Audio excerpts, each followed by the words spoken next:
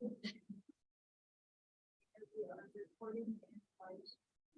right. All right.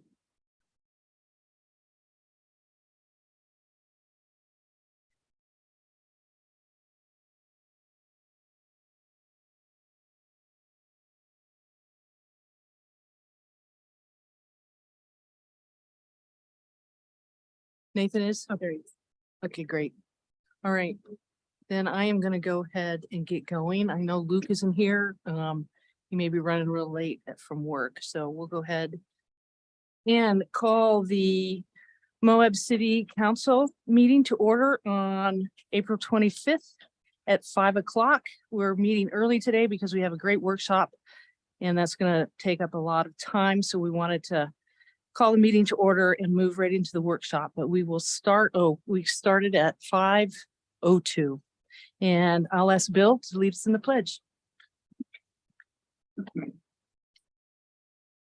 I pledge allegiance to the flag of the United States of America and to the republic for which it stands, one nation, under God, indivisible, with liberty and justice for all.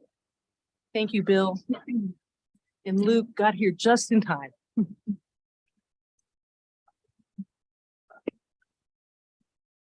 Yes.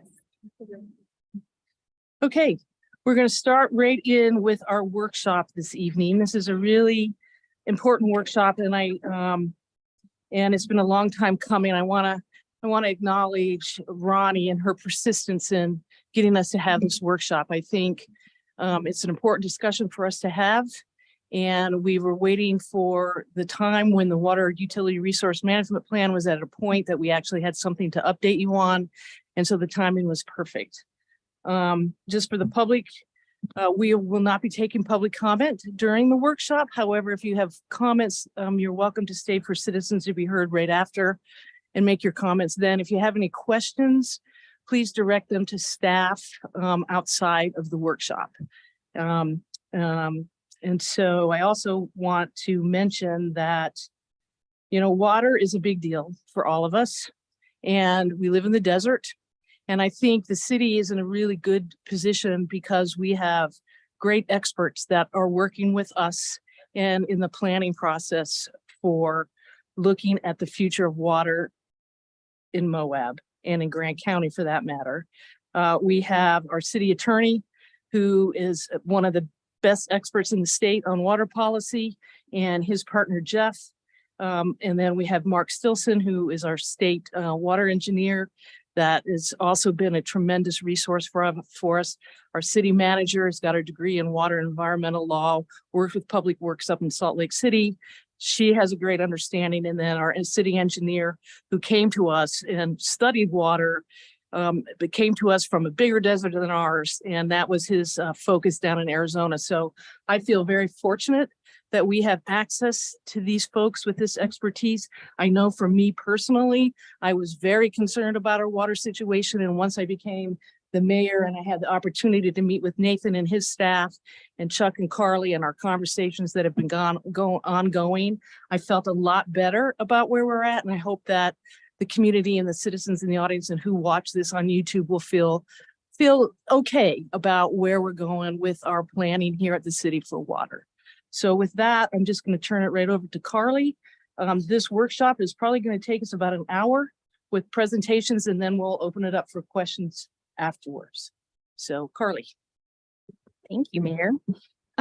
Before we dig into this workshop, I want to just echo what the mayor had to say and take a minute to acknowledge that the community, the council, city staff are all very concerned about our water supply and how to manage it responsibly. This concern is a really good thing. It's a scarce resource. We live in a desert. We're confronting climate change and changes in the Colorado River. And it's an issue that should be taken seriously, and we need to proactively manage this resource in order to ensure that it fills our current and future needs. So it's something that, you know, from my background, coming from Salt Lake City and working in water policy for the first 8 years of my career, I was very excited to work on coming down to Moab, and it's certainly something on the forefront of my mind and the city engineer as well. So I know when I talk to people in the community about water, I hear a lot about the problem, like that we're approaching safe yield in our aquifer, or we've reached safe yield, or we're mining the aquifer. And I heard this concern when I first got here in 2019 and didn't need to get much more convincing about it. I acknowledge it is a problem and that we need to be proactive in addressing it.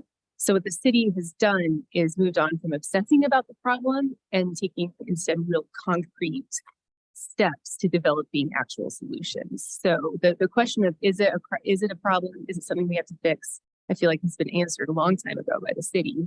And we've been spending the past or few years developing solutions on how to address it. Chuck is going to discuss this more when he goes over the water resource management plan, but kind of a plan like this is foundational to any ordinances or regulations or policies that we would want to implement in order to address the problem. And it's mostly because it defines the problem, it defines alternative solutions, and it makes sure that whatever actions we take are actually going to hit the target and satisfy what we need for better water resource management. And I want to just give a kind of brief overview about how we kind of think about water policy. Nathan is going to dig a little deeper into it about like how someone like him or me, or I rather, think about these problems and what we kind of have to navigate. There are 4 things that all need to be satisfied in order for a water policy to be effective. It needs to accept the physical or scientific reality.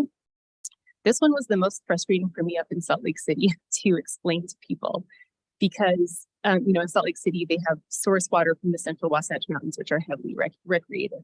And we would come up with all of these great trail plans that were great. Like they would balance the needs of bikers and hikers and skiers. And I would say, yeah, but like the watershed doesn't care. The watershed doesn't negotiate. The soils have their needs, whether you kind of like it or not. And that's kind of, we're dealing with a physical reality of our water supply. We can't yell at it and make it produce more water, for example.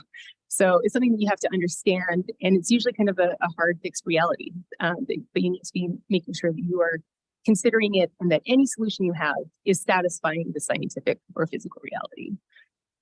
We have engineering questions. Usually engineering is a discussion about opportunities, which is great, but there are engineering and physical realities when it comes to our built solutions that also need to be tailored to whatever the solution is. A little more variable are the legal framework and the political considerations. The legal framework is something also that Jeff and Nathan and I can speak to you about. We have limitations in what we can do. We also have a lot of opportunities in what we could do to solve water resource problems. But anything engineering, anything physical has to fit within this legal framework. I've heard a lot of solutions that are illegal that we just are not available to us in the society that we live in. And then finally, political considerations. I know you're probably sick of hearing me say, what about the legislature? They're going to be mad at us, or we can't do anything because of the legislature. For water, this is, I think, even more serious than land use. Water is something that we've been fighting about in the West for a long time. The legislature is very savvy about water issues. There is a lot of money behind kind of dismantling the ability of municipalities to keep their water, to spend it how they want to, and telling developers and others what to do with water, or those kinds of considerations. This was most of my job in Salt Lake City was protecting Salt Lake City from development pressures in the Central Wasatch. And we're a community that everyone knows and loves. We're on the radar. So what we do will definitely be observed. Fortunately, I will say that a good thing about political considerations is that I think the legislature has become much more progressive over the past few years, especially as they've become educated about the Great Salt Lake and the Colorado River crisis. I think they are more and more open to giving us tools to solve our water issues. We're not all the way there yet, but it's kind of trending better than maybe it has in the past. Any questions on kind of all these things that we have to balance. Any solution has to balance all of these. Great. And we'll just give an overview of the workshop. So first, Nathan is going to kind of talk about water policy, like I mentioned, kind of how we think about these problems, what kind of solutions are available to us. Jeff Gittens, our water attorney, is also online. He can speak to you about our water rights. If you have questions about them, it's very interesting and it's foundational to kind of how we understand our water situation. And there might be some questions that we would prefer to answer in closed session or one-on-one with Nathan, but we'll just sort of watch for those because this can be a touchy subject, certainly. And then Chuck will give an overview on the Water Utility Resource Management Plan. I want to just refresh everyone on why we have developed this or are developing it.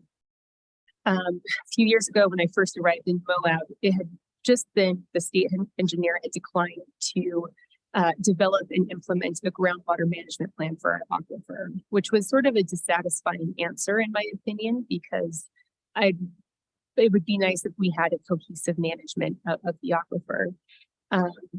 And so in lieu of that, in consultation with Mark Stilton, and I really appreciate his advice on this with Chuck, with water attorneys, we decided that we could just do kind of our own and maybe even a better one that served our needs a little more closely. And I would say like the impetus behind it is simply we share the asset with other water providers, and what one does impacts all the others. So we might have our own excellent culinary water master plan, but if GWISA or San Juan County aren't kind of playing by the same rules, it wouldn't really matter in the long run. This is a model that's very common. Like it's not unusual for major water suppliers to share an asset, and sometimes they do it with like they create districts or they create water users associations. Utah's been shown great success in these kinds of approaches. So this is sort of a best practice that we're here to implement. So with that, I'm going to turn it over to Nathan. Thank you, Carly. Can everyone hear me? Mm-hmm. So what I'd like to do to kind of set the stage here is I'm going to go over kind of the basic lay of the land with water law and policy in the state of Utah. And then I'm going to provide a little bit of an internal overview where I'll go over some of the options that we may have. And just by kind of a way of reminder, so before I was your city attorney, the city had hired our firm to serve as its water attorneys. And basically the way that Jeff and I had divided that is Jeff would work on water rights and works with Chuck on water right transactions and change applications, and I would work with the city on water policy issues. So water is actually a fairly large part of my practice in addition to municipal law. It's something I spend a lot of time on. So with that, what I want to talk about first is the kind of the federal legal framework for water regulation in the West. And so when we're talking about water, usually we're talking about two components. The first is water supply. That's how much water we have to supply to a given use. And the second is water quality. That's the condition of the water that we use. And obviously, if water isn't clean enough to drink, we have to treat it and do other things. And so there are different rules and regulations and laws that govern both of those. With very few exceptions, water supply is a state issue. That's something that's left up to the states to manage and regulate. And that's due in large part to the fact that the states own the actual water molecules in Utah and in all the other Western states. And essentially what that means is the state owns the water in trust for the public. And when we talk about a water right, we're not actually talking about ownership of the water molecules themselves. We're talking about a right that allows us to use a certain portion of the public's property. And that usufructuary right is a private property right that can be sold. So for the most part, when we're talking about water supply issues, how water is allocated, that is a feature of state law, not federal law. Where the federal government does have a role is in water quality. And there are two key federal statutes that manage water quality. Those are the Safe Drinking Water Act and the Federal Clean Water Act. Basically, the Clean Water Act governs the types of pollutants that can be discharged into certain waters of the United States. For instance, if you see a factory discharging something into a river, that's governed by the Clean Water Act. The Safe Drinking Water Act governs the infrastructure and the requirements of water that we drink.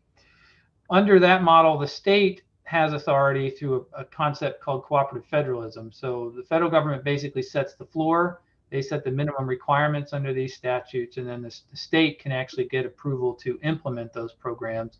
And if it wants, impose stricter requirements when what the federal laws require. That's what Utah does.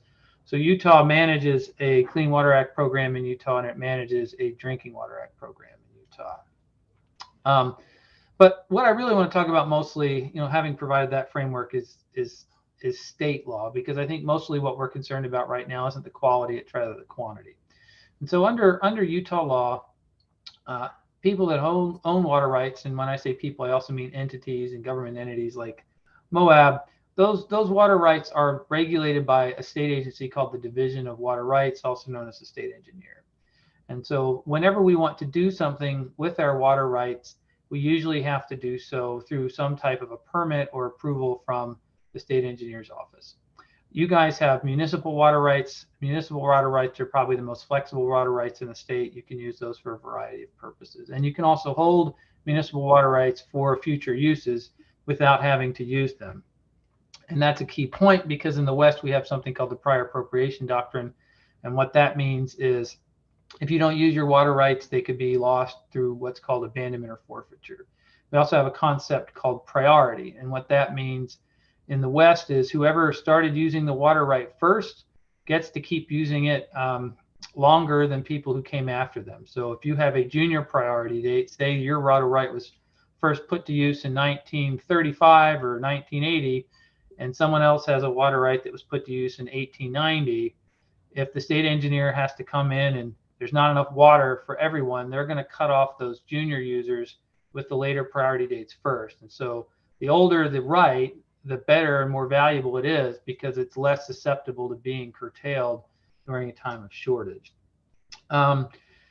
With that in mind, the other thing that I was asked to talk about is the Colorado River.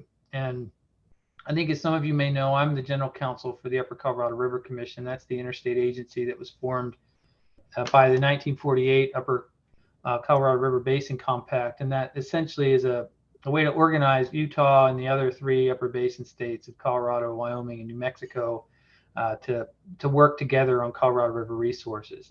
I don't think I need to get into the crisis that the Colorado River is facing. I think everyone's aware of that. For the most part, I don't know if that's going to have much of a direct impact on Moab for right now, because most of Moab's water rights are not direct flow rights, meaning that your water rights are groundwater rights and spring rights, and Jeff can talk about that. You're not diverting out of the Colorado River. But that said, you are located right next to the Colorado River. And if there is ever what's called a compact call, in which the lower basin states of California, Arizona, and Nevada aren't getting the amount of water that they're entitled to under the Colorado River Compact, that they can mandate that the upper basin states take certain action to curtail uses to make sure that they get the amount of water they're entitled to. Such an action, I think, would have massive impacts up and down the Colorado River. And of course, Moab being right next to it would be affected by that. That's one of those issues that I'd be happy to chat with you about, but I think it's probably more applicable for an offline discussion. So if you want to talk more about Colorado River, please give me a call, or we can have maybe a separate meeting. So that leaves kind of some general observations on kind of the state of play right now that I'd like to go through before we talk about particular options. The first thing I'd like to point out is, prior to joining Smith-Hartbeckson a number of years ago, I was the general counsel for the Western States Water Council. And that's an interstate organization similar to the UCRC that represents all the Western states on water policy issues. So I had a chance to work with all of the Western states in one way or another. Not to say that I'm an expert necessarily on how those other states work. But I did get a sense of how they work together. And Utah, as Carly noted, is rather unique in one regard, and that is that the approach to solving water problems in Utah is extremely collaborative, much more so than I'd say most of the other Western states. Not that they don't collaborate, but not quite to the extent that Utah does. And so one of the the challenges of being a water attorney is there aren't that many water law cases because people have typically worked together to resolve those. And that's kind of the model that you see throughout the state when it comes to these types of water supply issues. And I'll go into some suggestions on that in a second. The other one is the context of the aquifer. I know that's a big concern. As Carly mentioned, the state engineer has determined that the aquifer is not that it's in what's called safe yield, and what that means from a legal standpoint is that the state engineer can only do a groundwater management plan. There is an exception that Carly and I don't think applies, so I won't get into that. But that basically, if in order for the state engineer to do a groundwater management plan, the aquifer can't be in safe yield, and because the state engineer has determined that the aquifer is in safe yield, she believes she doesn't have the authority to do a groundwater management plan. I recognize that there are many people in the community that think differently, that probably even some expert reports to that effect, but nevertheless, the state engineer, it's her call, and she's made a decision that she's not going to do a groundwater management plan. But that's not necessarily a bad thing. And that's because we can still work together with the other surrounding water providers to do something else. And in many ways that could be preferable. There are lots of sideboards and other components to a state mandated groundwater management plan that in my opinion can limit its effectiveness. If we are able to work together collaboratively with the other water providers and come up with something that's Moab and Grand County specific, such an outcome may actually be better than an actual groundwater management plan, particularly if it has buy-in from the community. And as you know yourself, as being regulators and legislators, if you do something that's mandated, people will usually only do the bare minimum. But if you do something that's developed and supported, it can oftentimes be very effective. And so that's what I would say is the opportunity that we have. And I think the fact that the state engineer is willing to support us in this effort is a very good thing. So in terms of kind of internally what we can do, and this is what I hope to spend most of my time talking about, is right now there are a couple levers that municipalities can pull. The first are your own internal city policies. The city, of course, is not the regulator of water rights in the state. That's the state engineer, but there are things that you can do, particularly through your land use policies. And I know the city already has some water efficient landscaping ordinances, which is a great thing to have. A lot of cities don't. The other thing that we're seeing a lot more of, and as Carly mentioned, the legislature is actually really clued in on water lately. And while I know we have our differences of opinion on the legislature's land use approach, they've really enacted a whole lot of relatively recent water changes that give us more tools than we've ever had before.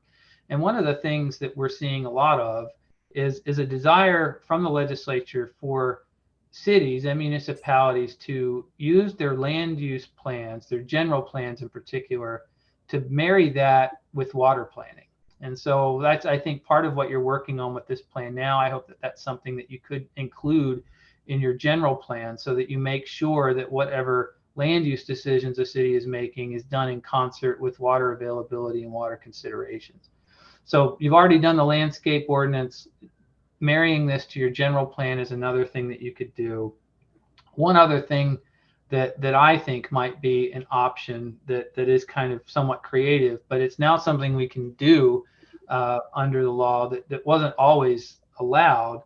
And that is we have a lot more tools with conservation right now. In the past, there were quite a few things that limited our ability to do really creative things with water, and that's all really changed in the last couple of years. So one thing that's kind of been rattling around in my mind is, would there be a way for the city to do kind of a citywide conservation program in which people who conserved water or removed turf, if you were able to reach a certain critical mass of water savings, if you could take those savings and then file an aquifer storage recovery application and store that water in the ground? Related to that, is there a way to do that type of a program in concert with some of the other public water suppliers? Because really, at the end of the day, if Moab comes up with the best water management program, the best conservation program, but your neighboring water suppliers aren't on board, you all draw from the same aquifer. And so again, that kind of gets back to the point of having some sort of a collaborative approach in which we can work together. Unfortunately, there is a model for that, and that is what I would call concurrency. As some of you may know, Summit County adopted a number of years ago their concurrency ordinance. And basically what that requires is it requires public water suppliers. It doesn't apply to cities. It applies to local districts and irrigation companies to show that they have enough physical water to supply growth before the county will issue a building permit. And there's also a required annual report that you have to submit as a public water supplier so they can make sure that everything is that you have enough water for all this growth. Now, that isn't something that we could just copy and paste and plug into Grand County and have it be effective. You need to come up with your own thing, but there is at least a model that we could potentially look at as a starting point when we work with GWISA and the other water entities in the county to show that we can, there is at least one way that another county has worked together to come up with some way to make sure that all these different governing bodies are working together with respect to water. And so I think, as Carly and I have talked about it, I think that that's something that's worth considering. And of note, Hanson and Allen Lewis, who is one of your engineers, one of their partners is the concurrency engineer for Summit County. And Ben Miner, who you work with, is someone I work with some water providers in Summit County as well. So you have some folks on your team that are familiar with that model, and I think that that may be a starting point to look at least as maybe something to consider as you reach out and talk to other water entities in the area. But so those are just some quick thoughts that I've had in talking with Chuck and Carly about what some future policies may look like. But honestly, at the end of the day, I've never been more optimistic about our ability at the municipal level to do good water policy than I am now. And I think in large part that's been driven by the Great Salt Lake. The legislature over the last couple of years has really become incentivized to give local authorities the power and the tools they need to do creative things to conserve. Now, a lot of that, of course, has been focused on the Great Salt Lake, but a lot of these changes are statewide. For instance, we can now file in-stream flow change applications. We weren't able to do that in the past. We now have the Water Banking Act, which I helped work on. It allows agricultural producers who conserve water to file savings on those, to file change applications on that saved water. I could go on, but it's quite impressive the number of changes that we have and the number of tools that you now have that you didn't have 5 years ago. So that's my quick overview. I'd be happy to answer any questions that you may have. Questions for Nathan from council? All right, I'm sure there'll be some at the end. Thank you. Anyone? Jeff?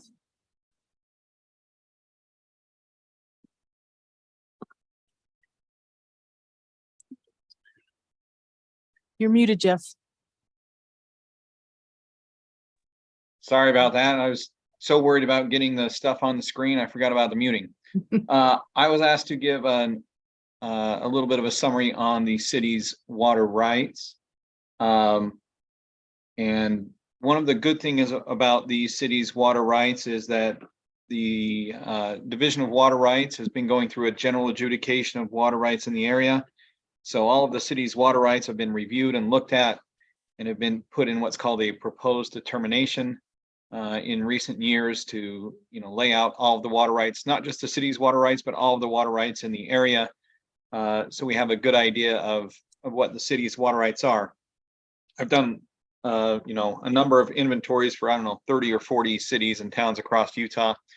And, sometimes you come in and a city has water rights and they're really old and nothing's really happened on them for decades and decades. But with Moab City, everything's kind of been looked at recently and evaluated.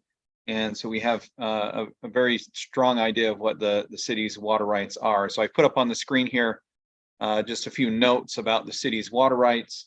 Moab City owns 19 water rights that total just under 9,500 acre feet. Most of those, a little over 8,700 acre feet, are permanent water rights. The city does have one water right that's what's called a fixed time application, which is effectively a temporary water right. So normally when I'm thinking of the city's water rights as a whole, I kind of leave that one out because that one will disappear at some point down the road. And keep in mind that these are maximum numbers.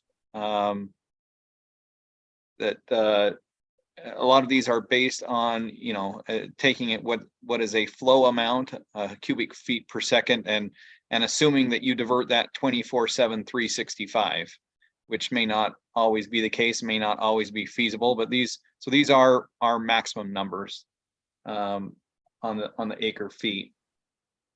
The city's rights are well rights and spring rights, so I kind of broke those out here.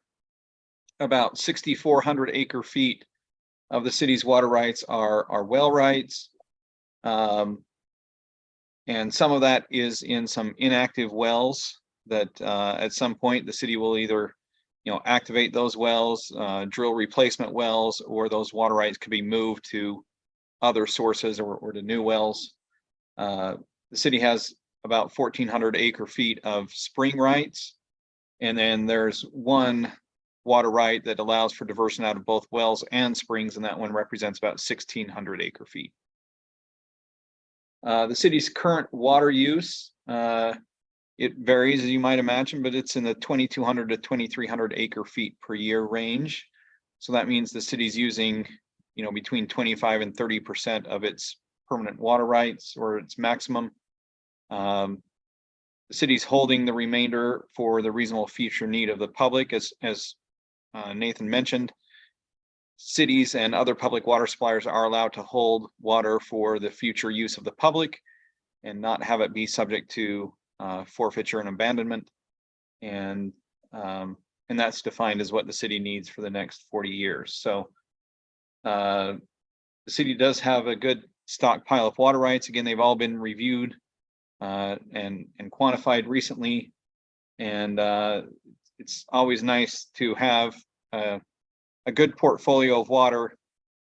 This is what we call the paper side of things, the paper rights.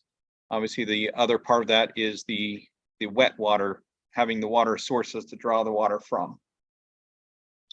Nathan mentioned a little bit about priority dates. As he mentioned, in Utah, when water rights are established, they're established with a priority date.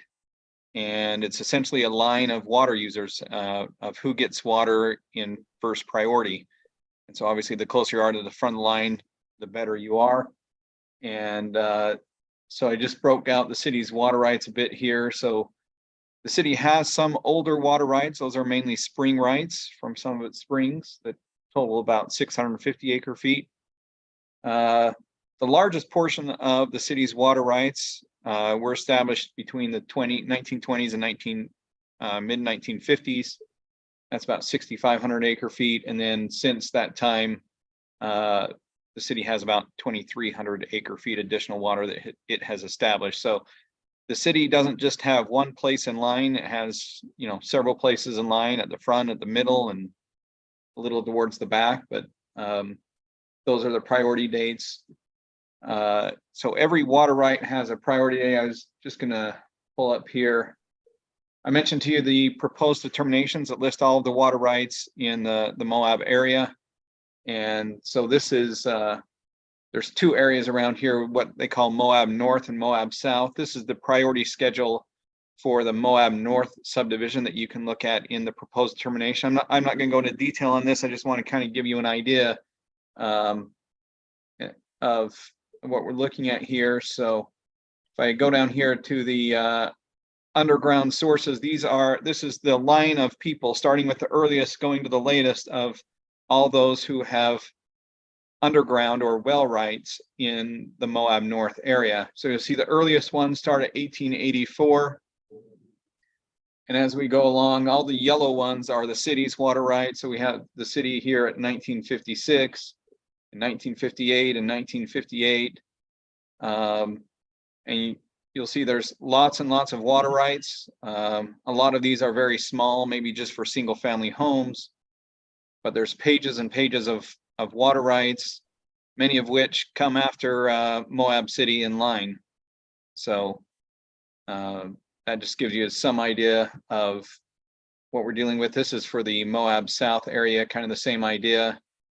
Again, we have water rights as early as, or underground rights as early as 1884. And we have the city's water rights mixed in there, a lot of them towards the front of the line here. And then as we go along, you'll see there's, you know, pages and pages of water rights, many of which including, you know, GWISA, who many of its water rights are behind the city in terms of priority. So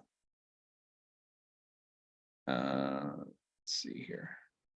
So I just I took a very quick look, so don't quote me on any of these numbers because these were based on a very quick look just at some of the other entities that the city is dealing with in its water resource management plan. You have Moab Irrigation Company. They pretty much have all surface rights, not very many well rights, about 4,500 plus acre feet. And they have some of the earliest priority rights, which is not uncommon. That's usually the way things are. You know, I always tell people, if you want to know who has the earliest water rights in any area in Utah, go find the canyon, look at the mouth of the canyon and find the irrigation company with water rights at the mouth of the canyon, and they have the earliest priority water rights. So certainly holds true here. They have most of their water rights are pre-1900, but again, they're mostly surface rights. GWISA, they have water rights ranging in priority from 1955 to 1978, most of them in the 1960s.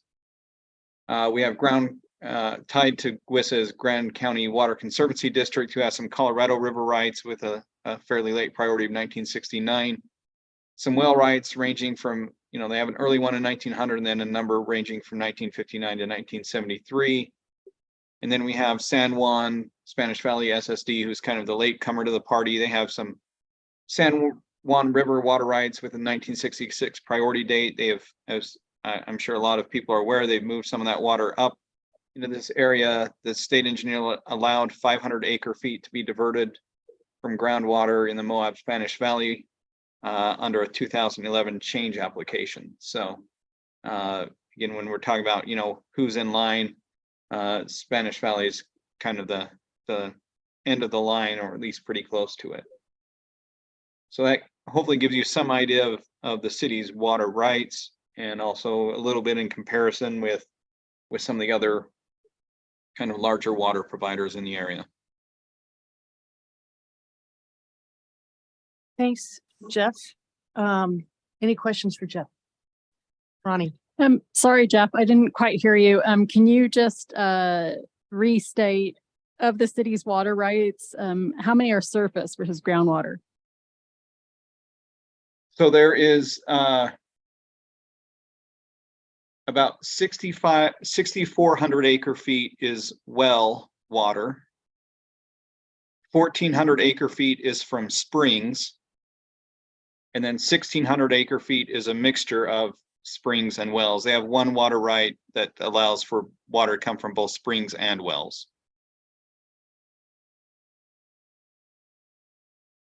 Okay, so I should just do the math to figure out how much is surface, if any. Or you're saying it's all springs and wells? It's all springs and wells.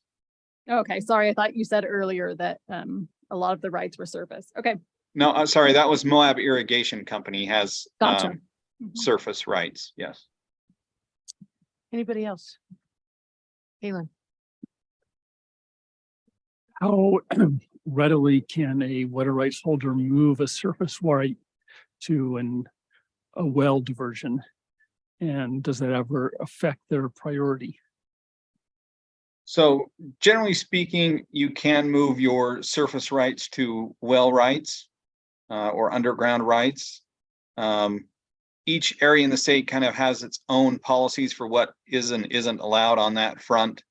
But as we saw with, you know, San Juan, who took some of its surface rights and moved them to underground, it certainly is possible. As far as priority, the underlying water right keeps its priority date, but because of the change where you're moving the water to, you're kind of live with the change application priority date. So take the San Juan example. They have a 1966 priority date on their water right that allowed them to divert water out of the San Juan River down south of where you are.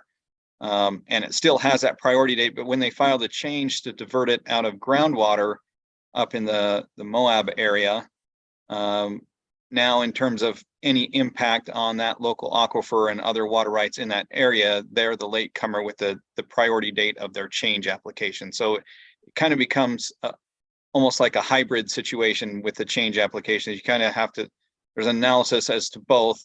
For the system as a whole, it keeps its priority date, its original priority date, but in terms of the local impact, if you will, then it takes on the priority date of its change. Thank you.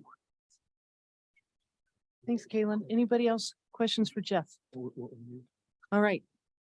Thank you, Jeff. And we'll move now on to Mark Stilson. Good evening. It's nice to be with you. Can you hear me okay? Yes. All right. Let's see if I can. Let me just say I appreciate what has been said already. And Carly and Nathan and Jeff have all done a great job. And I concur with everything that they've said. They have done an excellent job. So let me back up for just a minute and talk a little bit about some of the points that they've hit on. Number one would be the groundwater management plan. So, and what really kicked all this off was that change application from San Juan County that we ended up dealing with and issued a decision on in 2011. That really spurred a lot of action in the valley to try to determine whether or not the amount of water, groundwater was available. That we had an estimate prior to 2011. We used an estimate of 14,000 acre feet from a 1971 study as what might be available in the Moab Spanish Valley aquifers. So when San Juan County moved that up, it was an application that was heavily protested. We had to go through all the protests and look at all the material and review all the information on the groundwater resource. And there was a couple of things that came out of that. Number one is we needed a new study to better define the resource. There was some obvious problems with the 1971 study that had been pointed out through the years. And we also needed to do a general adjudication to get all the water rights in order. A lot of the water rights were only determined and applied for and defined in terms of a flow, cubic feet per second. So we didn't have volume amounts. So there was a lot of work to do. We worked with water users in the basin to define and put together a scope of work for a study and contracted with USGS to begin that study in about 2014. And they completed the study in 2019. And so can you see the summary of findings that I'm sharing on the screen? Yes, we can. Okay. So we did a public meeting in 2020 and we went through the USGS report, and it was a good high level 30,000 foot view of the Moab Spanish Valley groundwater resources. And as we digested it all, the USGS came out with two estimates. One was from a model of the system. They called it a recharge estimate. And it ranged from 9,550 to 30,000 acre feet. So quite a broad range. Their other estimate was, and typically this is the case, this is the one that they kind of hang their hat on as the more accurate estimate of groundwater that is available. And that's by measuring as best they can the discharge from the system. So the recharge is coming in at the top of the system. What USGS did is come down at the bottom of the system and physically measure all the sources that they could to come up with what they call a discharge estimate. And the idea being whatever is discharging from the system must be coming in to the top of the system. So that estimate of between 14,000 and 16,000 acre feet is the more accurate estimate. out of that, you also have to subtract what's coming into the watershed above the valley floor. So a lot of the groundwater that they identified coming back into Mill Creek and Pat Creek, for instance, was coming into those streams high up in the watershed, high up on the LaSalle's.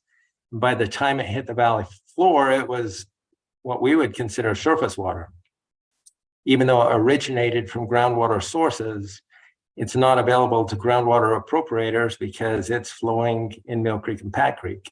So when you subtract that out, we're left with roughly between 4,500 and 7,800 acre feet, plus a little bit more that was not estimated, that's in use by private well owners and some private springs there in the valley. Of that amount, what's not currently in use or not currently used in 2020 was between 1,300 and 3,500 acre feet. So that's kind of where we ended up in looking at the study and looking at the information that USGS provided. That's kind of where we are sitting as a division in terms of what might be available. Now, the study did not do several important things. The study was not designed to differentiate between the Glen Canyon Group Aquifer and the Sand and Gravel Valley Fill Aquifer. And in hindsight, maybe that was a mistake, but that was not a part of the study to try to determine or tease out the relationship between those two aquifers and what might be available between one or the other. The USGS subsequently did a 2020 or 2021 research paper where they added some more definition to the Glen Canyon Group Aquifer and postulated, based on some of the research done for the 2019 study, that the Glen Canyon Group Aquifer might be at safe yield or very near. I'll talk a little bit more about that later in the presentation. Let me switch. Let's see if I can switch to another slide here.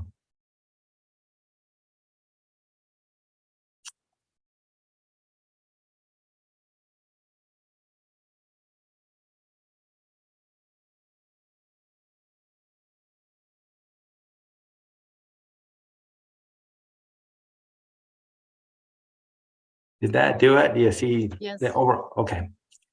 So one of the things that we look for in terms of how the aquifer health is, or what the aquifer health is doing, the health of the aquifer, is the groundwater monitoring that's in the valley.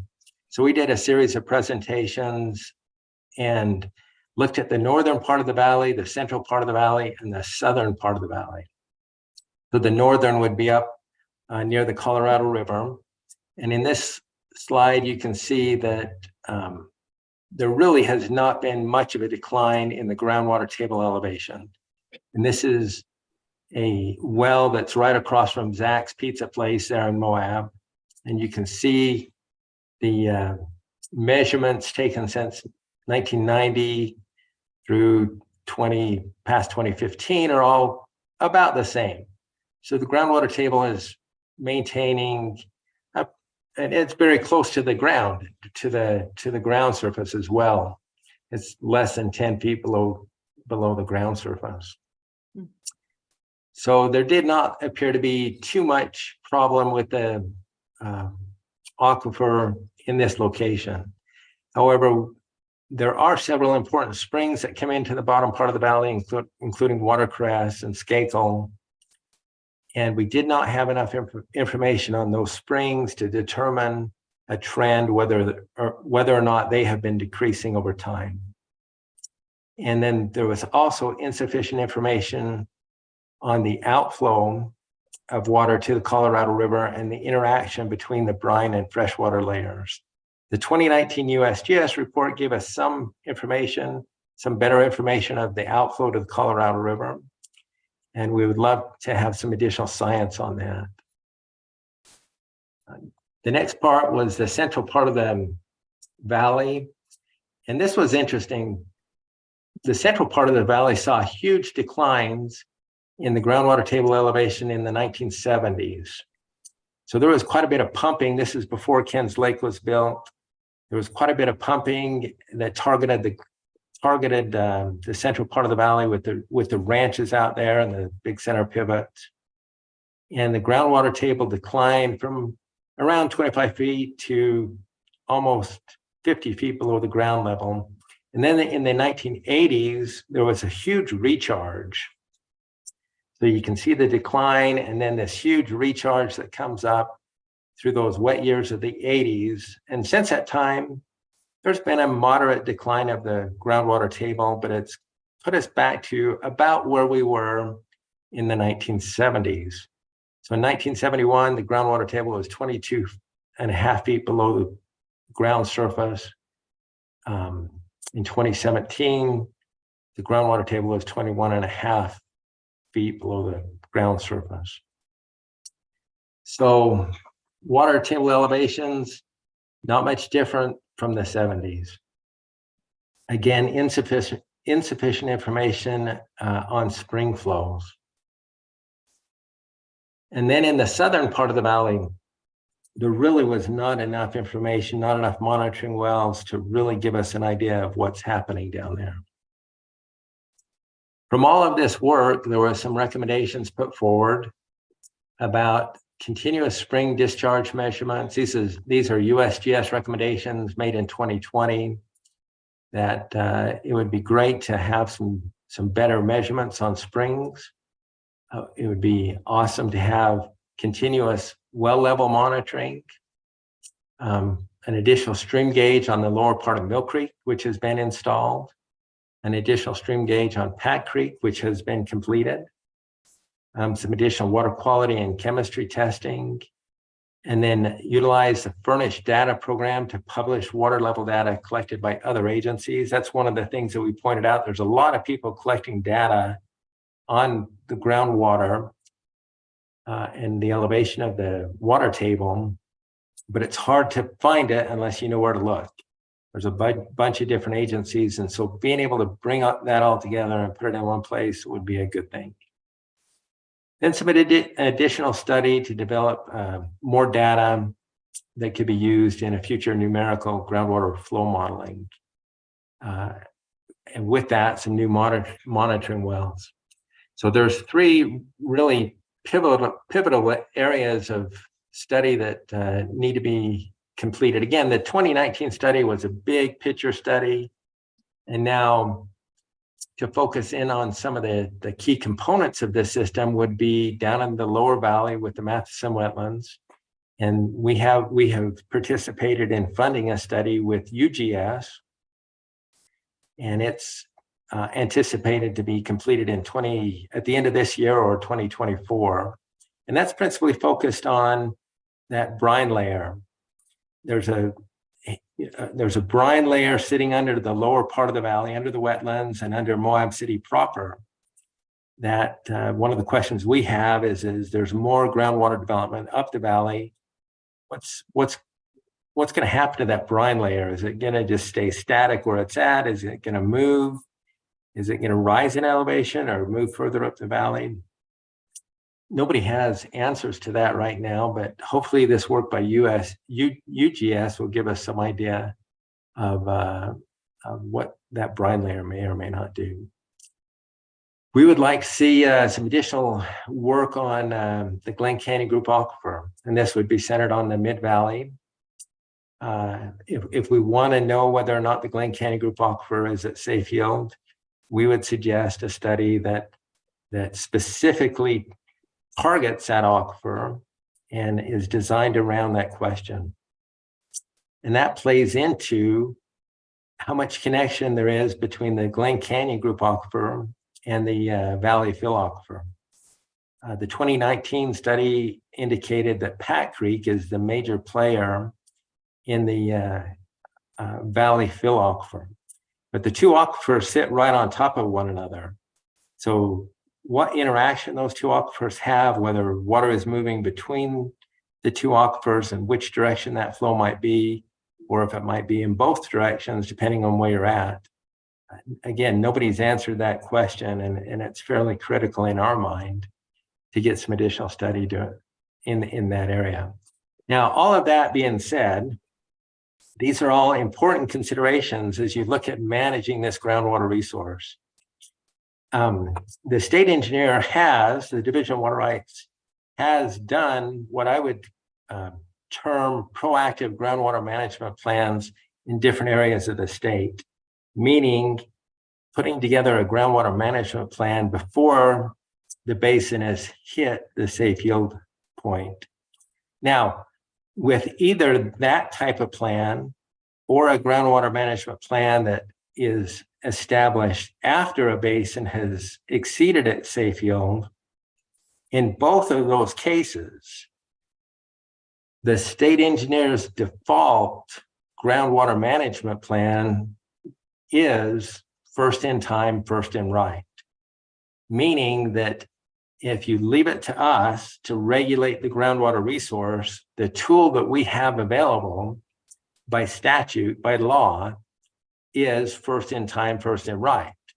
So when we talk about a groundwater management plan, if the state engineer publishes a groundwater management plan, the only tool that we have to get the job done is first in time, first in right.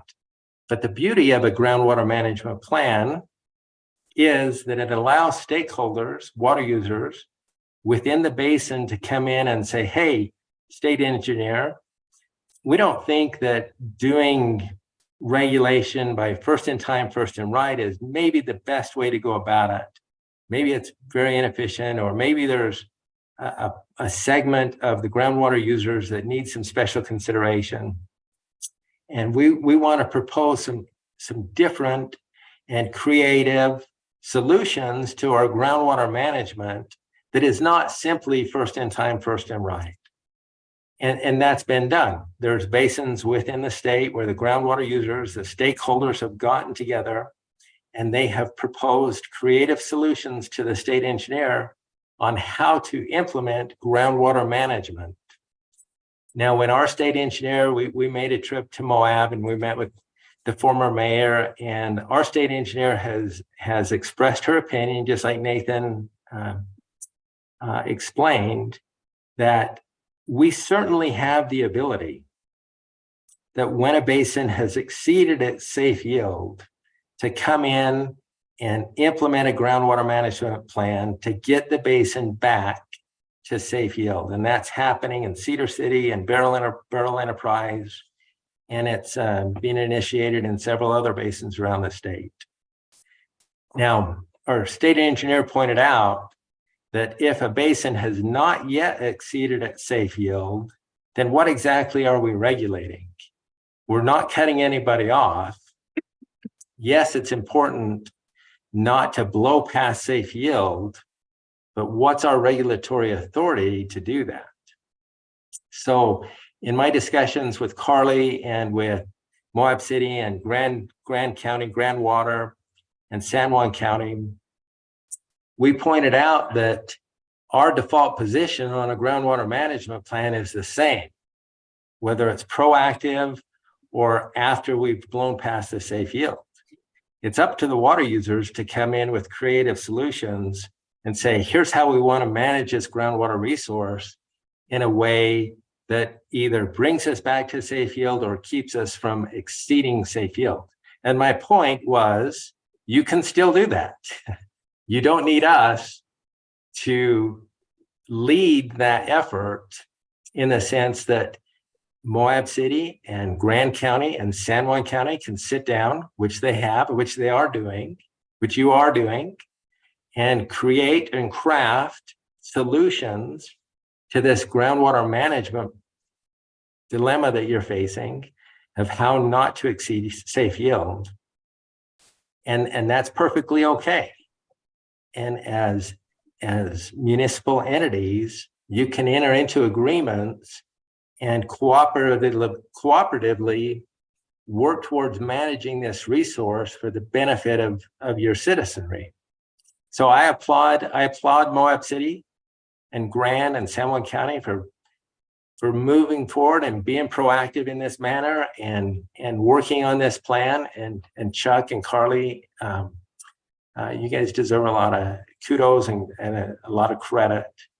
And so we applied you for this. So any questions that you have for me? Questions, council? Ronnie?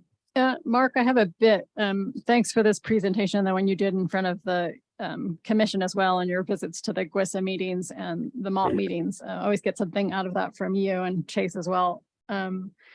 Let's see where to start.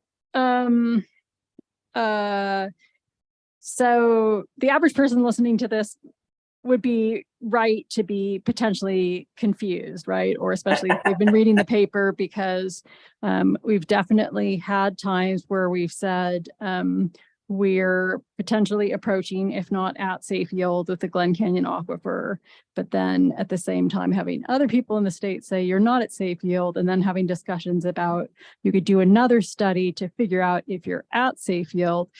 So maybe you can start by kind of helping the average person understand if you think you're approaching safe yield, because we've had these conversations as well this year at the county and in the newspapers about the fact that it's the community's responsibility, and that includes those of us who are elected officials, to not get to that point.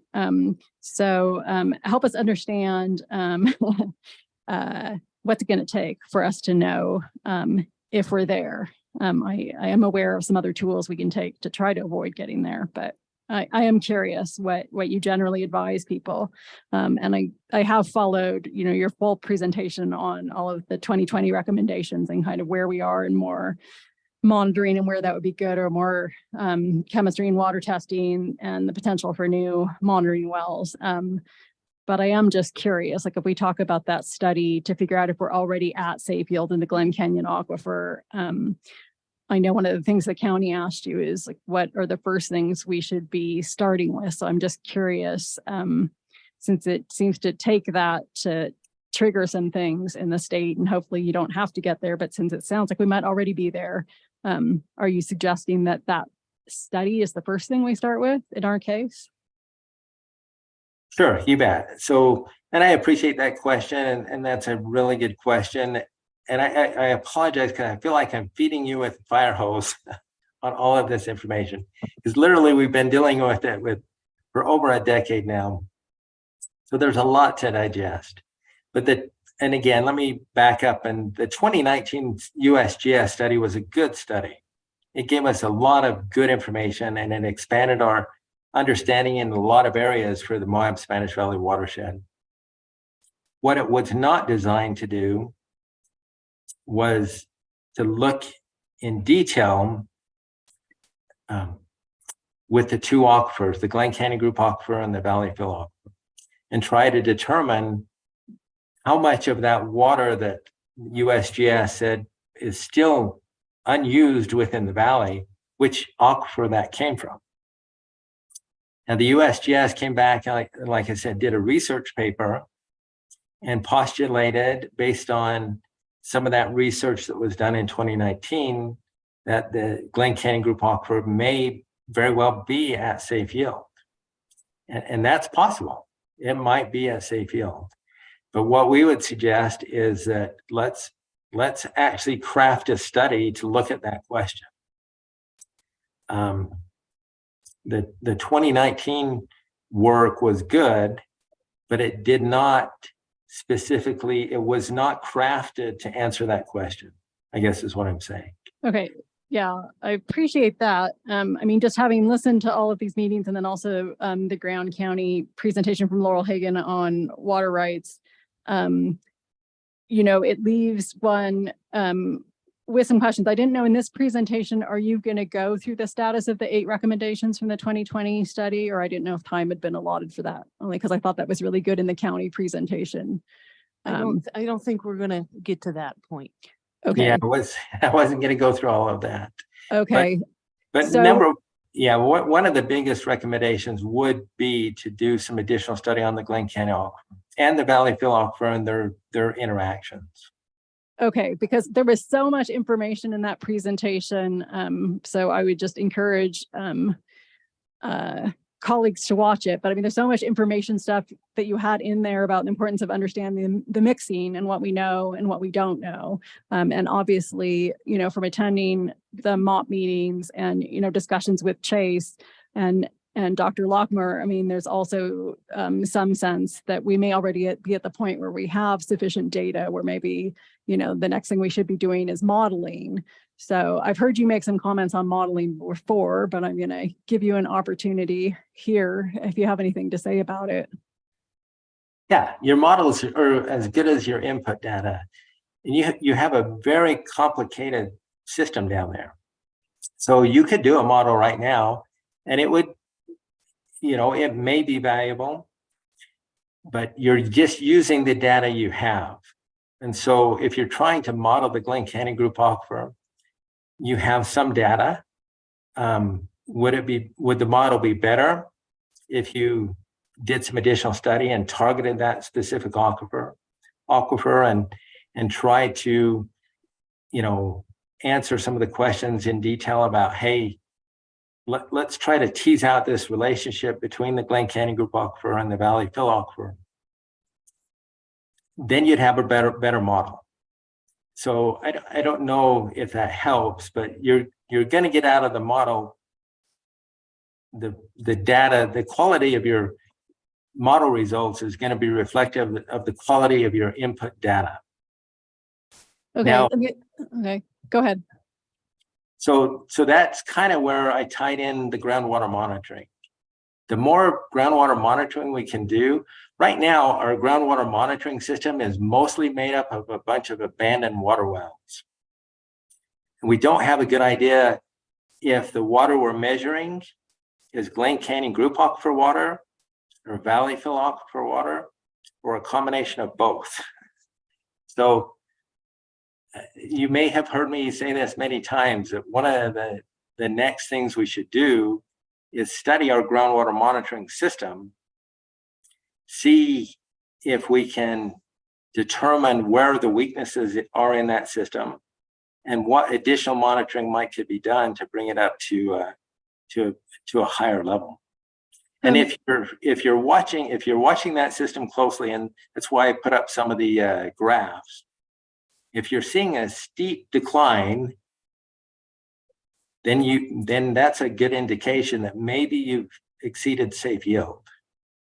You know, it's hard to say, but what we're seeing right now, we're not seeing these really steep drop-offs. We're seeing moderate declines, but nothing that would say, oh man, that looks suspicious that maybe we've exceeded the safe yield.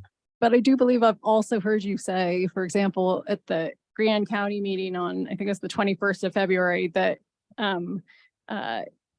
out of the 2020 study and the suggestions we had of things we should do and the places where we aren't monitoring, we are lacking a lot of information. And ideally, we would be adding monitoring in those places to get a better idea, since a lot of these places are, you know, as you have referred to them, the canaries in the coal mine, and that's going to be our first indication of what's happening, so that we really are deficient in the monitoring department if we really want to prepare our community as best as possible for the Sure. unknowns. Like I Yeah. mean, I've heard Phil Gardner quoted, you know, just I've got it here somewhere, but basically, you know, the quote about how, you know, we're dealing with a lot of, I mean, I think here it is. More information needs to be obtained from aquifer testing to be able to rely less on assumptions and be able to make more certain predictions. I think he's the lead scientist on the USGS 2020 study. So the other thing that's come up a lot is the difference between paper water and wet water.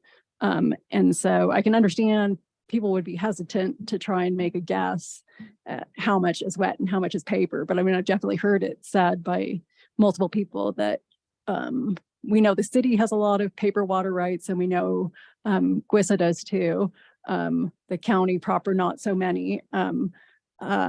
And so how does the layperson, or how does an elected official best prepare and educate to make a stab at, you know, what percentage of those paper water rights are real? Because, we have to make decisions for the future based on, how much water people think there is. It sounds Um, like, Ronnie, you have a couple of questions. So let's go back to the monitoring question and Mark, if you could address that, and then Carly, if you have some comments you'd like to make. Yeah. Right, so we definitely, there's a lot of monitoring data available, but the quality of it and what exactly is it we're getting? Are we measuring Glen Canyon Group aquifer water, or are we measuring Valleyville aquifer water? We have participated in, for instance, Garish Willis. He has a well up in Canta Heights. We were able to get a groundwater transducer in his well, and we know for sure he's in the Glen Canyon Group aquifer. And we compared where his water elevation is now to the time that he put his well in, which I think was 2008. And there really had not been a change in the water level elevation. So that is great information because we know exactly what aquifer he's in. We've got some data that goes back about a decade, and we can compare. And now he's got a continuous monitoring transducer. So that will be a very valuable piece of information going forward. More stuff like that is what we need. Carly?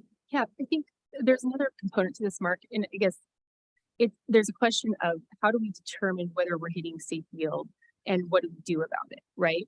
So the question, I think we do want it to be answered about where it is, but the way you address it is you develop a water resource management plan, like what we're doing now. So we're laying the foundation for our ability to set regulations, ordinances, and more deliberately manage the water. So if we're doing damage, we want to kind of bring it to a halt as best we can, and then not wait for years before we get an answer to the safe yield question. So we want to be proactive now, because what Mark is saying is if you hit safe yield, one of two things happens. We have cuts. That's what the first right means. We cut the junior users, which could be bad for us, depending on what it looks like, or they make us get together and decide how we're going to move towards, a better future, which is what the water resource management plan is doing now. We're just not waiting to kind of until we're for sure, on the edge of the cliff. So it's like we want this additional information, but it takes so much time to develop good policy and the rational basis for the decisions we're going to make when it comes to development and use, that we want to have those all teed up by the time we have some more concrete answers. Does that make sense? Can I ask one?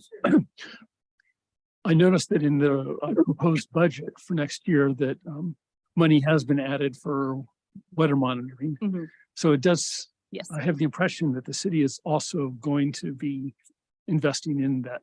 absolutely. And the new SCADA system will also be very helpful in understanding how our system is operating. So it'll be more data points, more reliable data points for it. So yeah, we're certainly a participant because we have a vested interest in knowing the answer to it, right? This is kind of our big account. We don't want to overspend it. And so it's just, we're kind of trying to make it just much more deliberate and more fact-based and more strategic about what we're going to be doing in the future while we're trying to get these more firm answers. Great. Thank you. And I guess your other question was the difference between surface water rights and wet water rights and paper water rights. I know the difference. I'm just wondering, for decision makers like ourselves, what data we're supposed to be using to assess how many of we know we have more water on paper than we have wet water. So the difficulty for someone sitting up here is you have to assume that a certain percentage of that water on paper isn't real. So we need some better guidance in figuring out what that percentage is. And then we kind of need to know how is climate change being factored into that, and what are the actual numbers behind that, and who are we relying on it for a data source? Or, I mean, the answer for the paper water rights, not to oversimplify it, is it very much depends what WISA does, what San Juan County does, because we're sharing this resource. So that's why the plan is so important. It's like, what are you doing? Because then it helps us understand where our paper water rights and our wet water rights are maybe falling short. So that's sort of one of the things that we want to understand. Yeah. And then I think you are going to talk about climate change or Call on the River and how we kind of try to not mitigate it, but anticipate that in our water resource planning. And we've used, I mean, the data sources are pretty consistent, but check can dive into it. But so for me or any academics or scientists listening, we aren't relying on any kind of report or studies related that would help us understand percentage of water that's just imaginary. Because to me, I mean, if the percent is off by so much, it doesn't really matter what GWISA does, because if we all have a lot less than we think we do by the time they or we are done with what we are, the other one may be in trouble. So, you know, these are the kind of people just ask you how you think through this. And I feel like because we haven't been discussing this, people don't get answers. Yeah, no, so that's a good question. So we know how many paper water rights there are, you know, how many claims there certainly are. I don't know if Jeff has done this kind of work. And we know how much they think is in the aquifer, and that would be the difference. If everyone maximized their, in theory, wanted to maximize the use, what would be the delta between what's actually available? But no one has yet, you know, and we're not, and we don't know what, like, our future, the purpose of the water resource management plan is to find out what is our maximum. Are we only planning in the next 100 years to use 30% of our wet water rights? Is that what the build out looks like? That they pulled that from thin air. But there is definitely like the easy math to do, but how it's actually going to be used is what we're trying to determine. Chuck, I'm going to address some of this in my presentation if we get to it. I think. okay, yep. Kaylin, Uh, did you have your hand up? Did I? I see- did, but given Chuck's comment, I'll hold it. Okay. I got- who- Jason, So I wanted to ask, like, first of all, I might have missed it where paper water rights and wet water rights are skewed, you know, because I don't think we have that data, right? It's pretty much a known. I mean, Mark himself can tell you, because, you know, this has been quoted, you know, from at least one county, if not multiple meetings, right? I mean, that we all know there's more on paper than there is on water, just like people have, you know, more claims on the Colorado River than water that actually exists. I mean, you might be able to put it into better words, Mark, but, you know, our own paper quoted you saying it, you know, just a month ago. So, yeah. Yeah, no, the breakdown that Jeff did on your water rights showed that. So really and I really want to capitalize on what Carly said. What you guys are doing is probably more critical than anything else, because essentially you're taking the information from what we have done in our general water rights adjudication and with the USGS study, and you've got the information that, number one, your Glen Canyon Group aquifer may or may not be at near safe yield. But between the two aquifers, between the Glen Canyon Group aquifer and the Valley Fill aquifer, there's not a lot of water left to develop. Between So my question 1,500 and 3,500 acre feet. And really that's going to come down between Moab City and Grand Water. San Juan County is limited to their 500 acre feet. It's really going to come down to negotiations between Moab City and Grand Water of who's going to develop the rest of this little bit that may be available.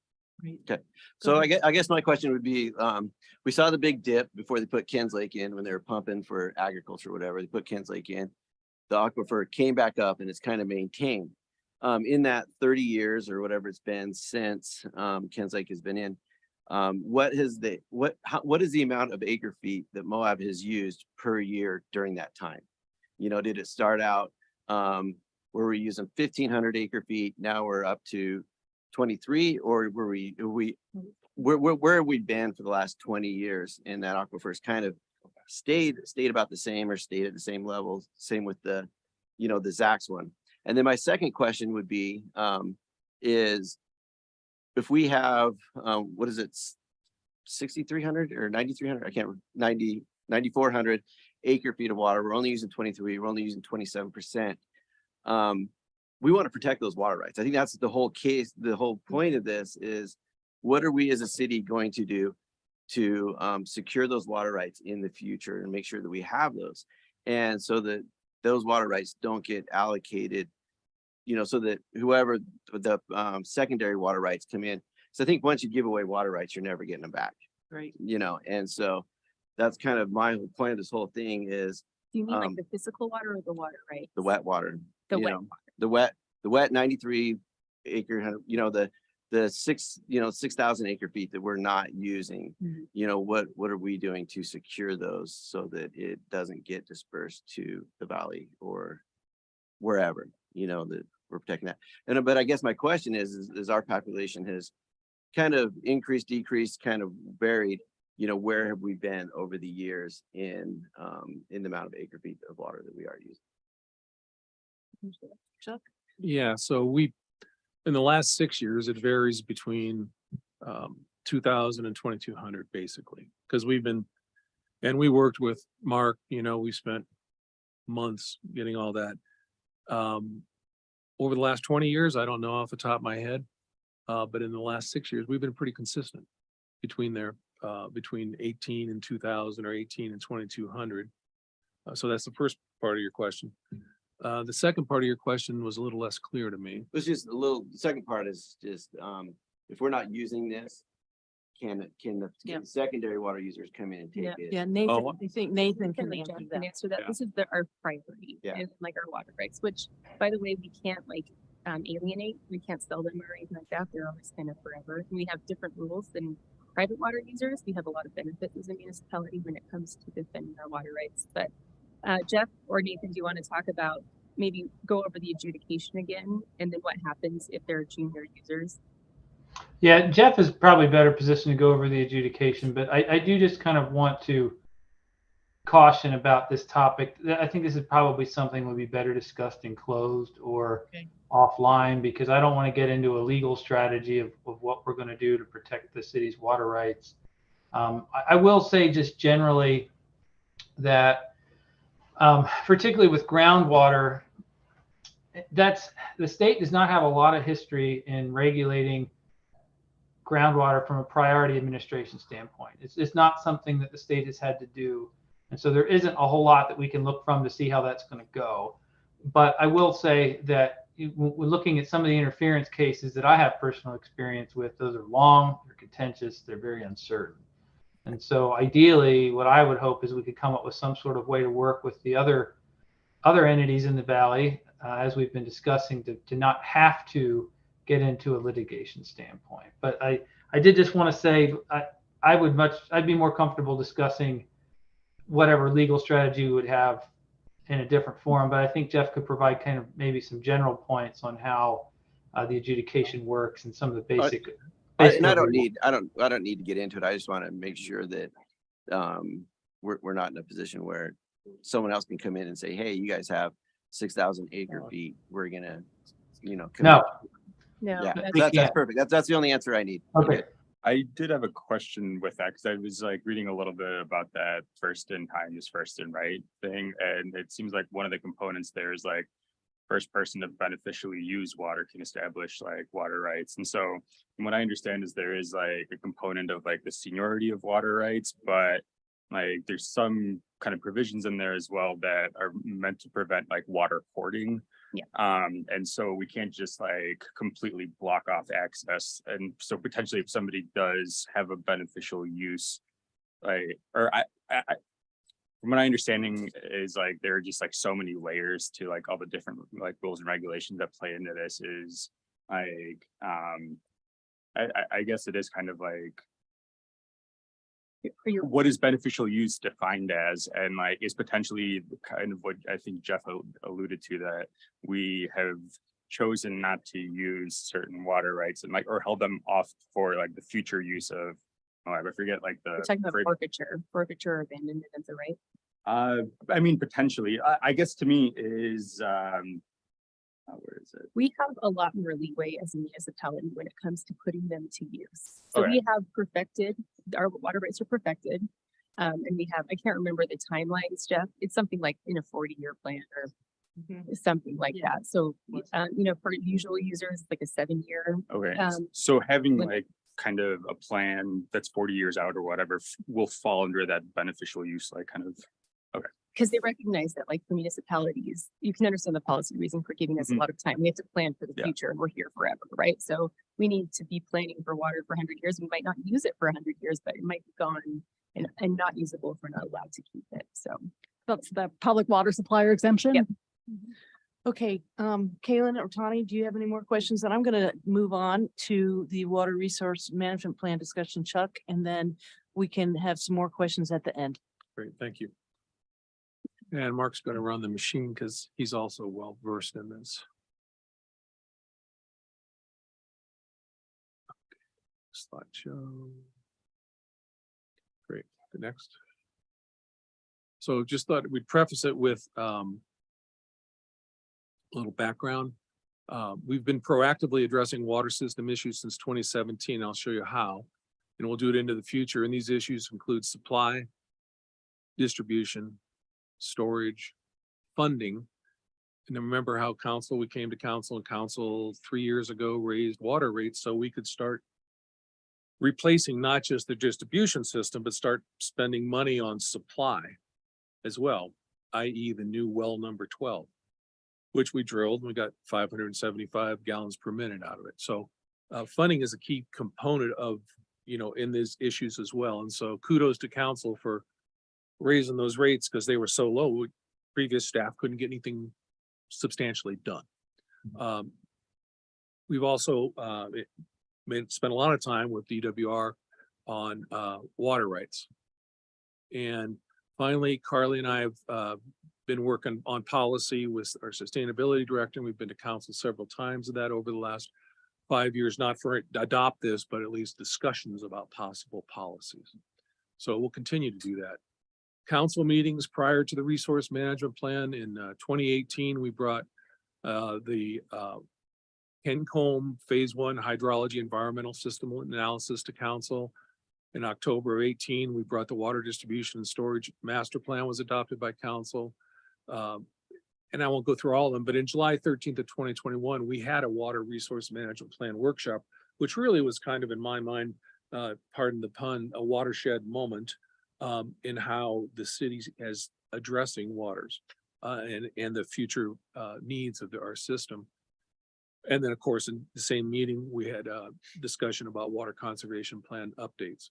But really, we've been robustly going since July of 21 on this water utility resource management plan. The summary on that is that it's a coalition of public water providers in Spanish Valley. The city, the county, San Juan County, San Juan Special Services District, and WISA next.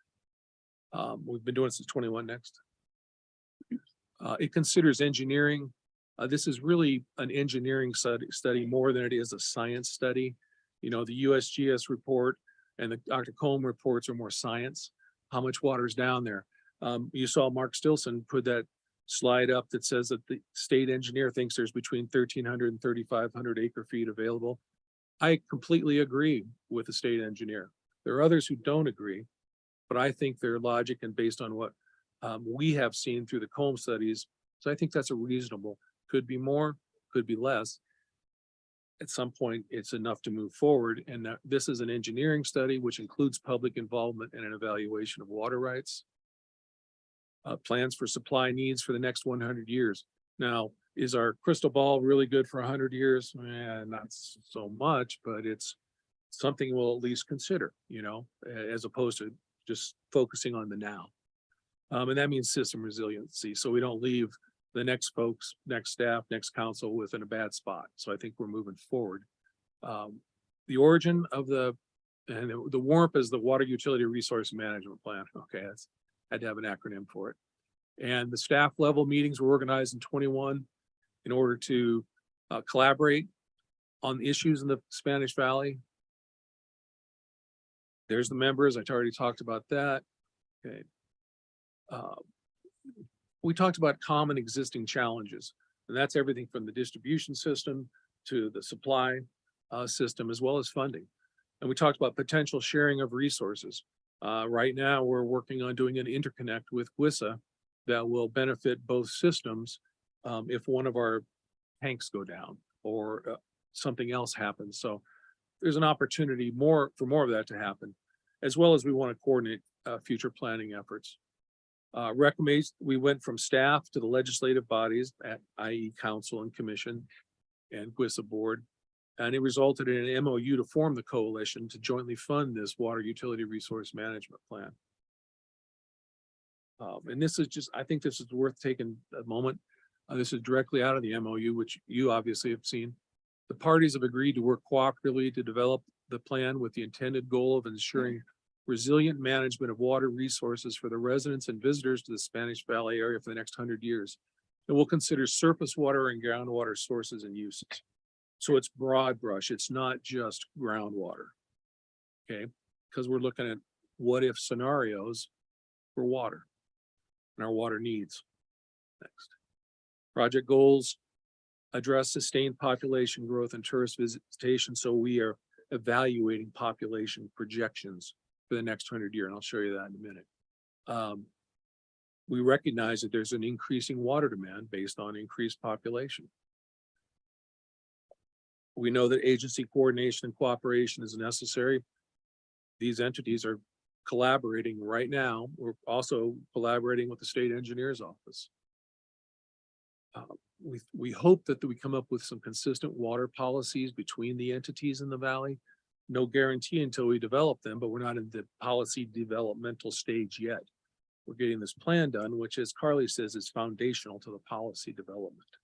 I mean, certainly we're having conversations, but there's nothing to bring to council yet.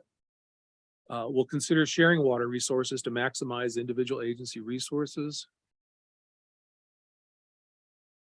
Next, I already said that.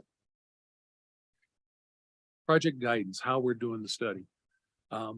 We've consulted with all the member water providers, which are the largest public system providers in the valley.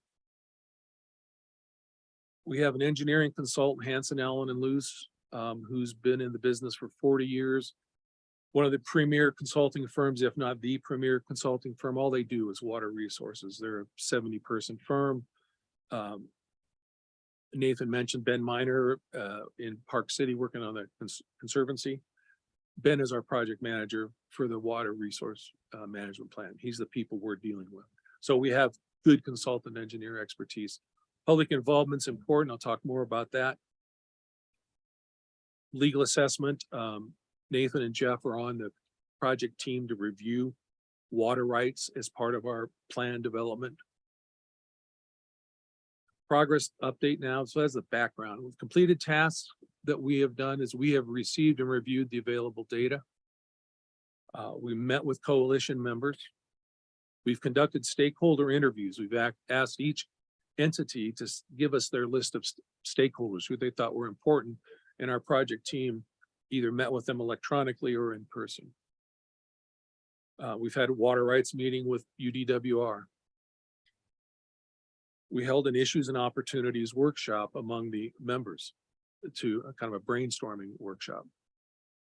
Looked hard at water demand projections, was I think those are some of the earlier questions. And I'll talk more about those. Population projections were developed. Yeah, I'll talk more about those. Then we have a draft data report right now. Okay. We held focus group number 1 several months back. And that's just as a reminder to council, it's a Zoom meeting with, we've advertised widely so that anybody can look at it.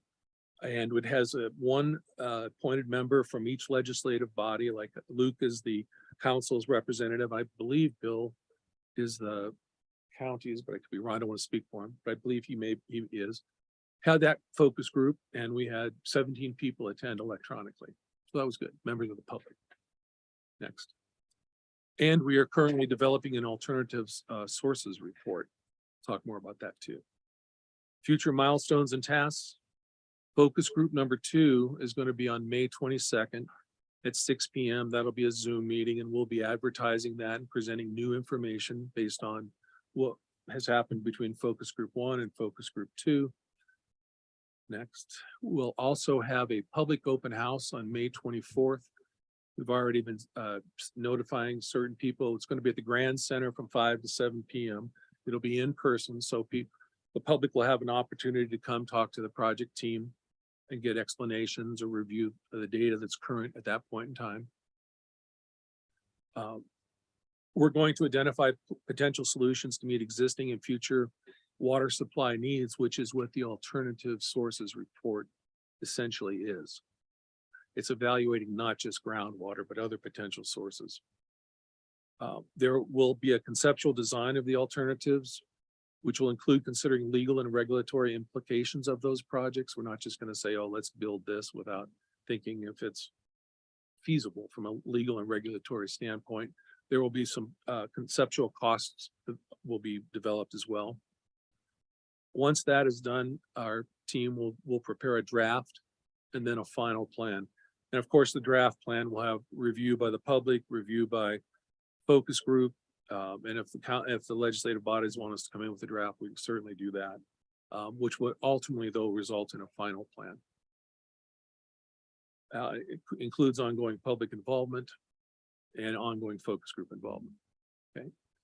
And ultimately, we're very hopeful that the legislature will come up with a plan that's acceptable to all the entities of the coalition, and that each legislative body, City of Moab Council, Grand County Commission, WISA's board, San Juan Special Services District, and San Juan County, because WISA doesn't have the land legislative authority that the council has here. You have both. You're the public water service provider, one hat on and the other hat on, and you have the land use authority. But the San Juan Special Services District just has water. They're the public water service provider. So you're lucky enough to have both hats to wear at the same time. Next. Briefly, just a quick water systems overview. Just some data points. I won't spend much time on it. City of Moab, we have 5,400 residents. We provide municipal, commercial, industrial users. We use it for our culinary water, for drinking water and outdoor irrigation. It comes from 5 wells and 7 springs, and we have 4 storage tanks. Next. WISA has 4,500 residents. They provide drinking water and outdoor irrigation water separately for the most part. They have 6 wells.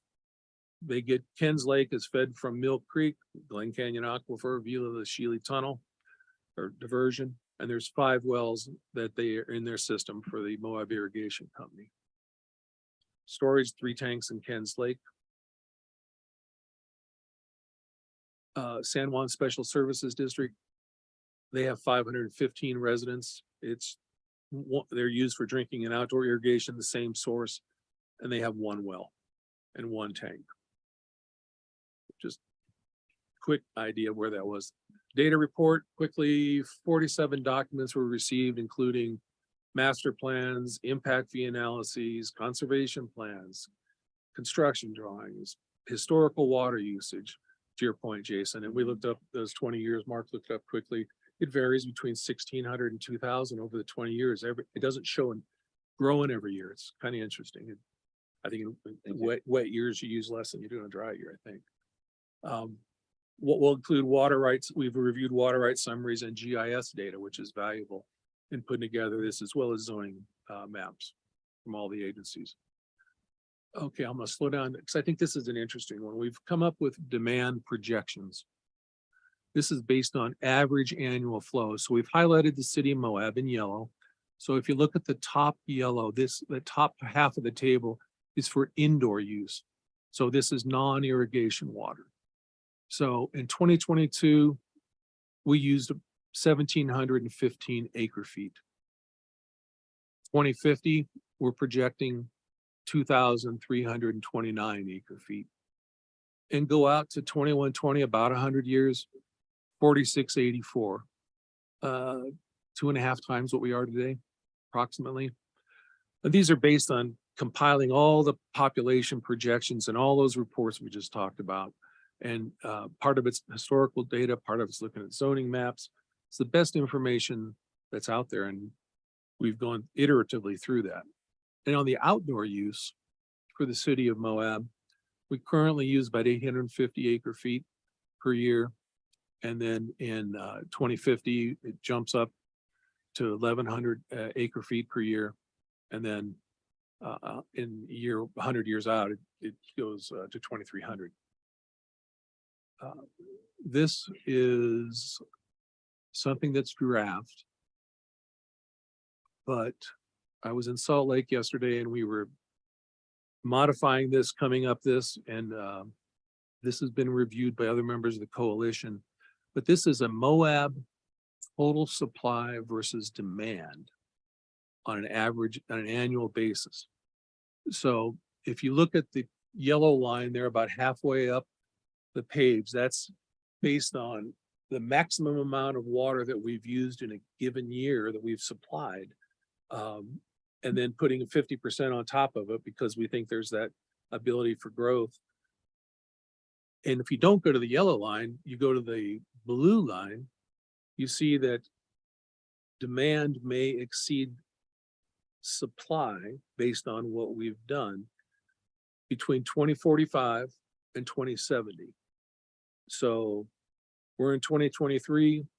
This suggests that within 22 years, potentially at the low end, we may need more water from another source.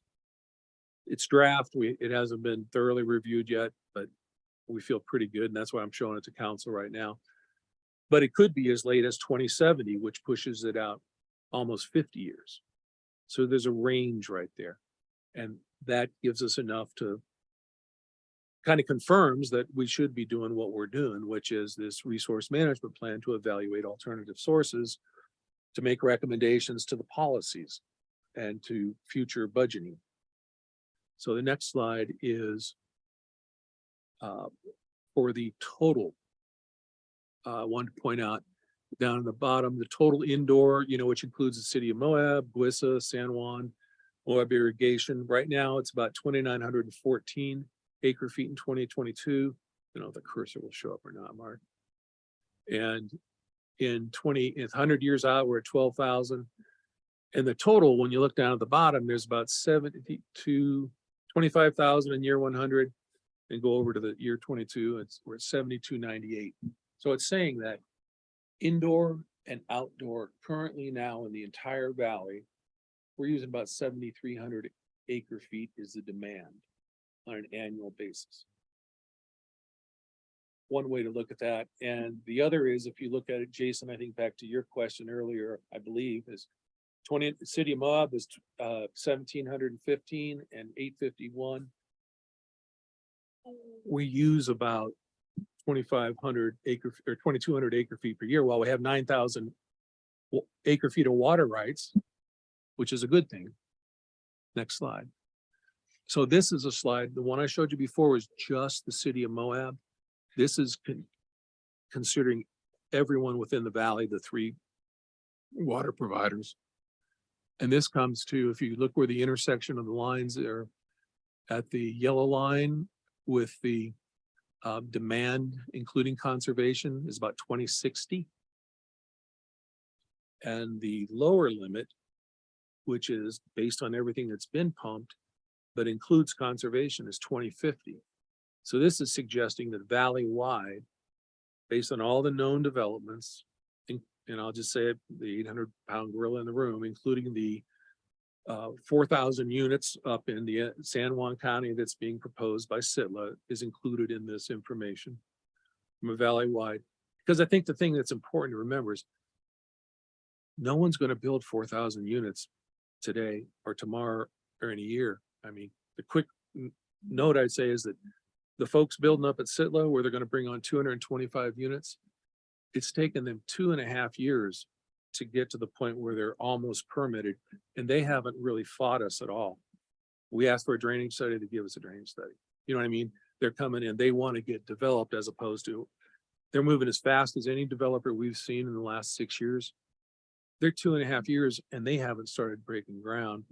And for them to break ground for 220 units is going to they won't be done in 2 years. I guarantee it. It'll be more like 3 years to do that. So it takes time to develop. Number one, there's no contractors. Number two, it's hard to get supplies.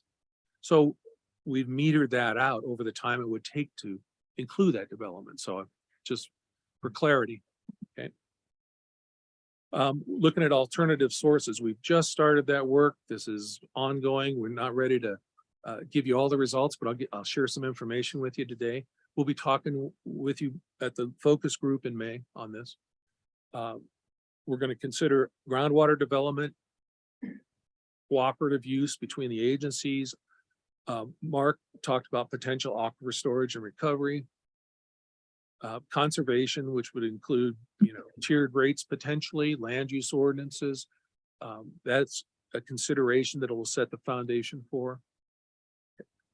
Treatment of water from the Colorado River. We're the only city in the state of Utah where the Colorado River is contained within our city. Wastewater treatment and reuse. We often get asked, oh, let's use the WRF for Matheson wetlands. We've had discussions, but they've slowed down, the Nature Conservancy has other things to do besides that. But we'll look at, is that a reasonable thing to do, to use that for maybe secondary irrigation for us to use in the city? We'll evaluate that because we have a lot of information, because we've been in use now almost 5 years. And we'll evaluate agricultural, or call it secondary water use optimization, which is a fancy way of saying going from open channel to piped systems to reduce evapotranspiration. GWISA has done a lot of that. We don't have much of it. We don't do that secondary irrigation. The secondary irrigation in the city is either using culinary water from our system, or it's Moab irrigation, people who have shares, and you see water running down the streets. That's from people use that water. So there's ways to reduce that. We call it optimizing, but that's it. And then others. And so that's directly out of the scope of work, everything I showed before, others as be identified. So we're going to address all of those, but others may come out, from public involvement, stakeholder interviews. We're open to those questions. Next. Oh, happy to answer any questions. Okay, great. Thanks, Chuck. You showed the slide on the demand that talks about what each entity is able to pull it up right here. So with San Juan County, they're going to reach their 500 acre feet, right? Yeah. And even though this shows in 2040, they will have 790, but they've already used up all their water, They have Colorado River water rights too. right? This is their demand. It's not necessarily based on their availability. Okay, We don't have, ourselves That's, right. 25,000. So yeah, this is that's just- right. This is just Yeah. what the demand will be. It doesn't say that they have Oh, the it's not- water rights or they right. have the wet water. This is just the demand, how much water will be needed. If they build out, but Right. they may not be able to build out if they have used up all their water rights. If they haven't come up with an alternative, rights or wet water, could be Right. one, it could be both. Okay. All right, you guys, we're going on 2 hours, so we've got 10 minutes. I'm gonna give 10 minutes for questions. If we get done sooner than that, great, but questions, Caitlin? You have a target delivery date for the draft plan. The draft, well, we're looking at adding another public meeting just to make sure that we're having the opportunity to, people to have input on the plan. My feeling is at this point that we're looking at October probably. Okay. I recall from a table that I saw that the amount of water that's entering water delivery systems is significantly more than what's billed for. Build Just- for? Billed for, Build, billed Oh, for. I'm sorry. Do you recall that information? like the water loss. You mean? Yeah, the water System? loss Oh. in the system. So the water losses that we report to the state are based on what we charge, what we take out of the ground minus what we bill. That's why I was trying to get it Mhm, clear. yeah. What we bill, and it's about 20%. Which it seems like that's a significant potential source. If I realize the leaks may be hard to identify and It's, fix. and you're right, so we're working on the distribution system, replacing leaky pipes. And that's one thing, one element of it. Another element of it is, we have to flush our fire hydrants annually to keep the bacteria down. Water goes out. Another item is the springs overflows. So there are times when we have more water than we can use in our system. So the spring overflow, we don't have a way to measure it, Kaylin, is what I'm saying to you. Because every year, Mark and I will sit down with Obi and Levi and we'll try and figure out why is 20% high. And so we're trying to fix that with our, our optimization plan for the springs, and our SCADA system would help us categorize what that overflow might be. But that's the difference between what is flowing into the system, either through wells or springs, versus what we bill. That's the about 20% this last year. Okay, and then finally, it's interesting to see this chart. I'm not sure if I've missed it before, but that No, it's new. it's new. Okay, that in the city, the indoor use is over double the outdoor use. And yet our draft water conservation ordinance is focused on outdoor use. So just an observation more than a question. Yeah, it's interesting, like the difference, I see this as a difference between discretionary and non-discretionary water, right? The outdoor water use is discretionary. It's not necessary to live or to clean or do anything like that. Our indoor water use is sort of the harder numbers that are, more difficult to manipulate. And those outdoor are projections because we don't meter, because we don't have a secondary system that meters how much someone's yard in the city puts in their yard. It just only comes through the single meter. So we've evaluated it using air photos and state numbers for how much a lawn might consume. That's how those numbers would come up in the master plan. All right, thank you. I was just going to raise for people who it's helpful. If you think about the whole system for the valley with water loss, if you've been following the discussions in the county, everybody knows there's some loss at Ken's Lake. And they, in their discussions, they brought up, well, to what extent do we know the benefit of aquifer recharge for what's being lost there? Or you could argue, the beneficial role that agriculture plays by what it's putting back in. So just something to think about for people who haven't been in those meetings. But since the water utility resource management plan meetings aren't public aside from the workshops, can you tell us, Chuck, what elements of monitoring and if at all modeling are in the plan? Monitoring is not addressed in the plan because it's been addressed in the USGS and the Dr. Combe reports. And from the city side, as Carly mentioned, we have some money in there in this year's coming budget, if it gets approved, for monitoring wells, but also the SCADA system. Literally our guys go out to each well every day, measure the depth of the water based on the pressure in the zone. I mean, it's so antiquated. Hopefully that'll survive and we can get the pressure transducers down the wells, which will give us better data. Do you guys know how much money that is? We put in 500,000 for SCADA, but it's not going to get everything we want done, I don't think. But we're going to go out to RFP is what we're going to do. Okay, but that's just SCADA. So like, are you guys talking about existing wells or new monitoring wells? Yeah, the SCADA system that we're going to put in not only on wells, but also on springs will allow us to know what the accurate flows are at any given time. Yeah. Which is what the monitoring wells really, yes, if we're not talking water quality, which is a different issue, but what Mark is really looking for is water quantity. And the way we measure that essentially is measuring rise and fall in those wells and springs. And so by putting SCADA on there, we'll have meters on scientific database that Mark's looking for. If I look at the recommended additional monitoring places from the 2020 study, or the ones that Mark presented on in the February commission meeting that he said would be good for additional monitoring and give us a lot more useful information. Is there money, is that 500,000 all already committed to the SCADA system, or would there be money for any additional or new monitoring transducers or new wells? The 500,000 is for SCADA. And my point is, when we put the SCADA in, which is just as a telecommunication system of what's going on in those facilities, we will have de facto monitoring information that's not available now. Yeah, but How much, I don't remember, Carly, what we put in for the monitoring wells, but The monitoring was a separate line. yeah, but it's not, It was like an overage thing. Do you remember what it was? Yeah.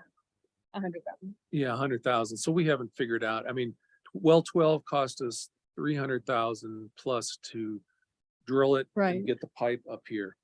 And it costs us another 800,000, which is under construction right now, to put in the facility. So I haven't really costed or spent time with Mark to say, what do you really think you need in terms of a monitoring well? I know what I think, but I'm not sure what. Okay, so if we look at like the list of other sites, like Watercrest, Skakel, Powerhouse, Old City Park, Hidden Valley, well, actually, they're probably not all in the city, but of the ones that we know from that list,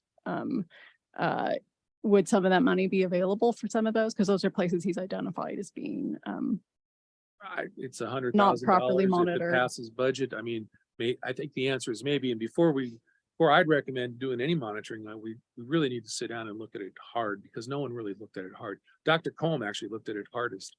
It's in our phase 3, I think, which is he came up with a monitoring plan for the watershed. is that something that'll come back before the council on Oh, how the monitoring money is spent? Yeah, we have to award a project that's over the threshold. yeah. Yes, it would because it's a big enough dollar amount. We'd have to come back for sure. Okay, thanks. And then I'm just gonna take a minute to say, just to the public, because I feel like, this whole thing has been kind of misrepresented and, what you're seeing here tonight is not what I asked for. So I just don't want, the mayor to present this as exactly what I've asked for. And I do think you should ask yourselves, why have I been fighting for a year, to have the discussions about water that we were promised? So I'm glad this is happening, but please know that if this was so important and it happened because I asked for it, nobody asked me if I was available on this date, which I wasn't, but I made a special effort to come out here and nobody discussed with me what would be discussed. So I just think it's really important that that be transparent to you because I feel like I've been used in multiple ways to put a mask on things and I won't be used anymore. And information has been shared with me about I am not keeping anybody's secrets and I am not covering up for bad things said about people who work on water in the community anymore. I'm sorry it's come to this, but I've tried every professional avenue through written requests, through public requests, through private conversations. And I just can't be part of a farce that makes it look like this is some direct product of my request. So that's no offense to the staff, but this is the person who has put this on me is here and knows that. And I just hope that you guys all get better communication in the future. Thanks.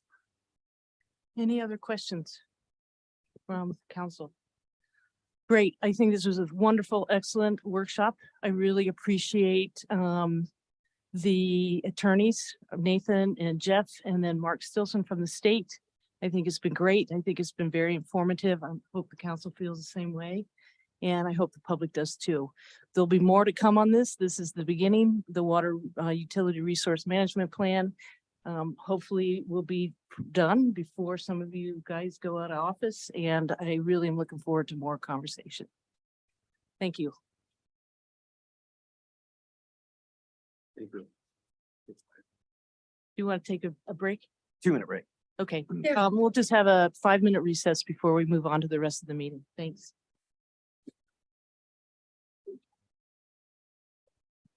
I don't. Yeah. I could eat it.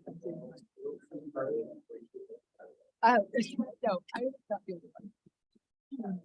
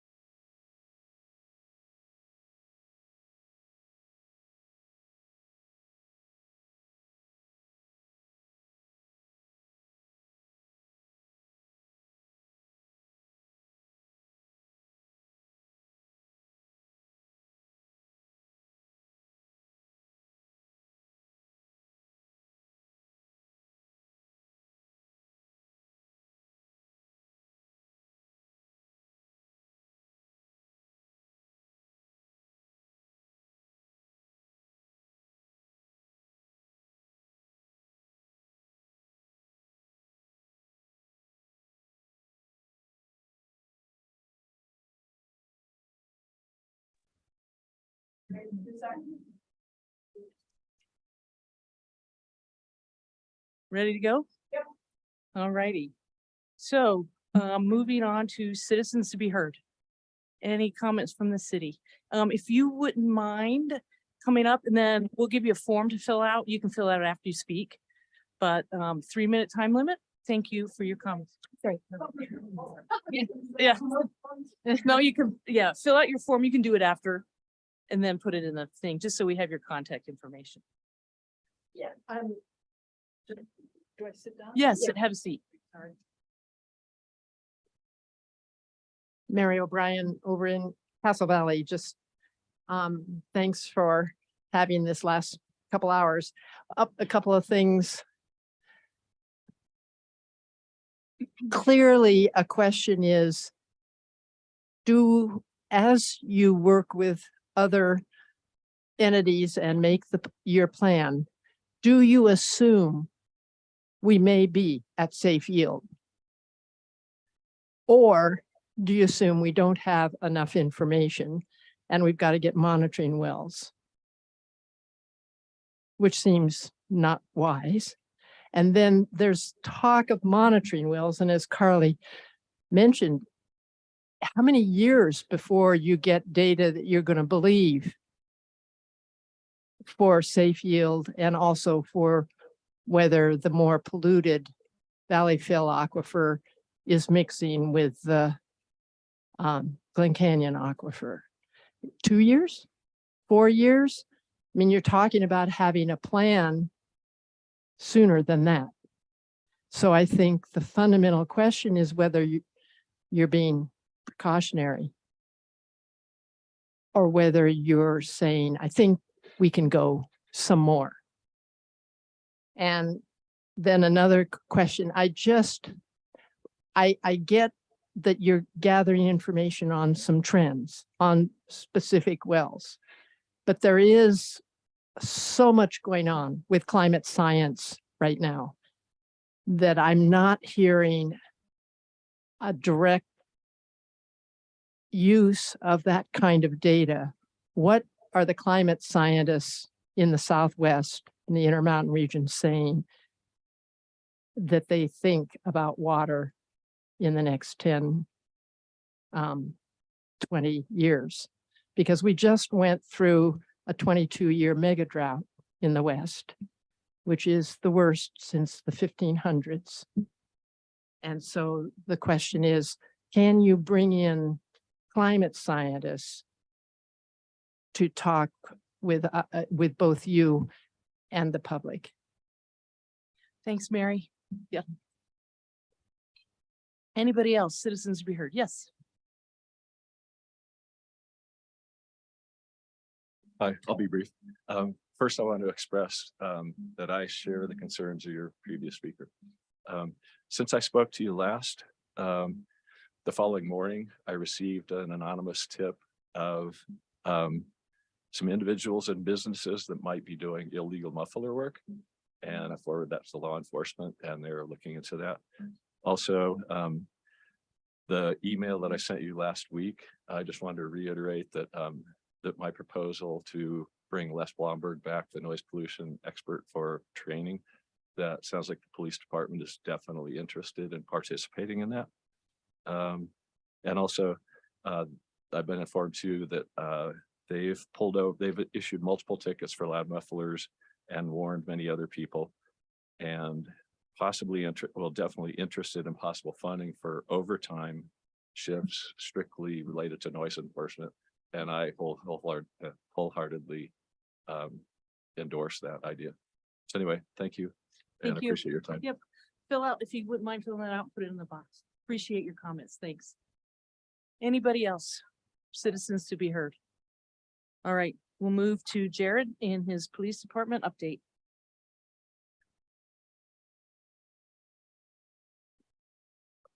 Good evening. I'll try to be brief. So I was asked to give a brief presentation about our enforcement efforts. In order to do that, though, I think I do need to update you on staffing just to provide some context on where we're at currently. We've had a little bit of turnover or attrition since I last spoke with you, but we're still in really great shape. We just have to hire a detective We are still fully staffed on paper with patrol, but as you know, we have 10 patrol officers and then 2 patrol sergeants that work in the city for Moab Police Department. Of those 10 patrol officers, we have 2 that have been on less than a year. And then we have 4 currently that are in field training, and then 1 that'll be graduating the police academy. So really that's 7 officers that have less than a year on. Every officer that we bring on, we have to provide 400 to 600 hours of field training before we can put them in a police car by themselves. And so this is a huge drain on our police department. This doesn't include the time that we need to give officers that have been on significant amount of time. They have to still go to training and get their training hours. We have to allow them opportunities to take vacation. They get sick, they get hurt on duty, and they have to take time off. And so we are still in that rebuilding phase. It's been a great year. We've been very fortunate to get staffed on paper, but just want to give you guys some kind of just set what those expectations should be. We should have them all trained by the end of July, where they're in their police cars separately. But right now it's really, a handful of officers still trying to cover 24 hours worth of shifts. And that doesn't even include enforcement completely, because we're responding to calls consistently as well. So with that being said, we still are conducting a great deal of enforcement. Highway safety has provided us 40 shifts of overtime related to speed and DUI enforcement. So our officers have been very aggressive in those areas. We've been trying to take an educational approach with the public. So Assistant Chief Bell does an outstanding job on our Facebook page of getting information out to the public. We're trying to give them advance notice that we are focusing on certain things. We spent a great deal of time focusing on commercial vehicle enforcement, the vehicles that are idling outside of town and creating noise to the residents. Camping violations, we've been very proactive with that and just giving people notice that they can't camp in town. And we have been focusing on OHV enforcement. And all traffic laws. It's important to me that we're duty consistent, that we don't focus on one specific item, that we focus on all threats, all crimes, and all hazards. And our officers are doing a really great job with that. So I hope you still are seeing them out. We've asked them to be proactive as much as they can. Again, by the end of July, you'll see far more enforcement efforts, or a greater deal of enforcement effort. You will see all of our officers out throughout this weekend with the car show. And that is a little bit of a different environment where we can have them out on foot and things like that without being in their cars separately. Our motors have been purchased. We have them, and we have 2 officers that are going to be graduating from motor school Friday. So once we get those bikes completely outfitted with decals and the equipment, again, you should see those officers out and about. You should see our officers out and about on bicycles as well, the ones that are certified. And we have, after this weekend's incident specifically, we've been out on the parkway. Myself went out and walked the parkway to check encampments. We had 1 active encampment that we located during our walk, and that was on private property, but we've already addressed that. Prior to that, we had many discussions. We recently had a large abatement effort that many of the city departments took a part of. And that was it. That was a really large encampment that we were able to take down. We're also working with many stakeholders to find meaningful solutions for people that are experiencing homelessness or have substance abuse issues. So again, I don't want to take up too much of your time. We are trying to be very broad in our enforcement efforts. We want to be fair. We want to take an educational approach, but you should see more officers out by the end of July. Happy to take any questions if you have them. Motorcycles. Yeah, they graduate Friday, and they will be gradually more, I guess, visible once we again get all these officers trained. Great. Questions for Jared? Yeah. Chief, I was just curious, it's fine if you don't feel comfortable talking about, are you comfortable about mentioning some of the problem places that you're finding, either for overnight camping or, I don't know if you're. Yeah, I'm happy to talk about it. Yeah. There's really, it's almost like 2 different types of camping, illegal camping. You have a lot of people that come into town in their vans or their vehicles, and they want to camp, and they're just not really aware of our laws or our ordinances. And so we've created a flyer that we distribute to people. And typically once we educate those individuals, they find a place that's illegal, an established campground or somewhere out in the county where they can camp legally. But then you have people that come into town that maybe are they're experiencing homelessness and they're establishing encampments, and that can create more challenges to the public, because usually there's an underlying issue that has created that homelessness, it could be substance abuse, it could be mental health disorder. Maybe it's just, just people that want to stay secluded, but those situations they're obviously to me more concerning for public safety because those individuals can oftentimes be unpredictable. We saw that over the weekend. That's concerning for us. There should never be an instance where someone is walking a dog or just is enjoying our area where they're attacked. And so that's why we are taking an aggressive approach. Again, if we find that someone has mental health issues or substance abuse challenges, we're going to try to connect them to resources. We still are taking an educational approach, but we are going to take a firm approach to it as well, that we're not going to allow those encampments. We're not going to allow those campfires because they can create a danger as well to structures, to the public. But we also recognize that not every situation is the same. And so we try to be flexible in our efforts. Yeah, and I guess my only other question was, are there any certain kinds of standout, like most common issues you're seeing traffic wise? I'm just curious, like, if you're seeing a lot of run red lights, speeding. I didn't know if anything stood out more than anything else. Yeah, you've probably seen that we've really been focusing on pedestrian enforcement. We always are focusing on speed, seatbelts, signals, those types of things that, because we're trying to prevent people from being harmed or killed in traffic accidents or pedestrians from being struck. So that's why we've taken a proactive approach to that. We do see a lot of specifically commercial vehicles coming into town and running the red lights and running through the crosswalks. And that's very concerning to us because those vehicles are very large. It takes a long time to slow down, and we just can't afford to have a member of our community or a visitor harmed or killed. And so that's why we've taken a proactive approach to that. As far as noise is concerned, we do receive a lot of complaints related to noise, and we are trying to be very consistent in our enforcement. I think for us, the best way for us to impact noise is by enforcing speed, exhibition of speed specifically, because all vehicles, when they kind of rev their engines or put their foot down on the throttle, it creates more noise. And then equipment violations. We've really taken a hardline approach to that. We're starting to see more modified mufflers in town, specifically on even smaller cars. And so we've cited many violators. I actually had when we went out to speak at the Jeep Safari, we had one of the court clerks approach us and said they received like 25 to 30 citations over a weekend from our officers. So even though we are shorthanded, we're training, our officers are out stopping cars and writing the citations when it's appropriate.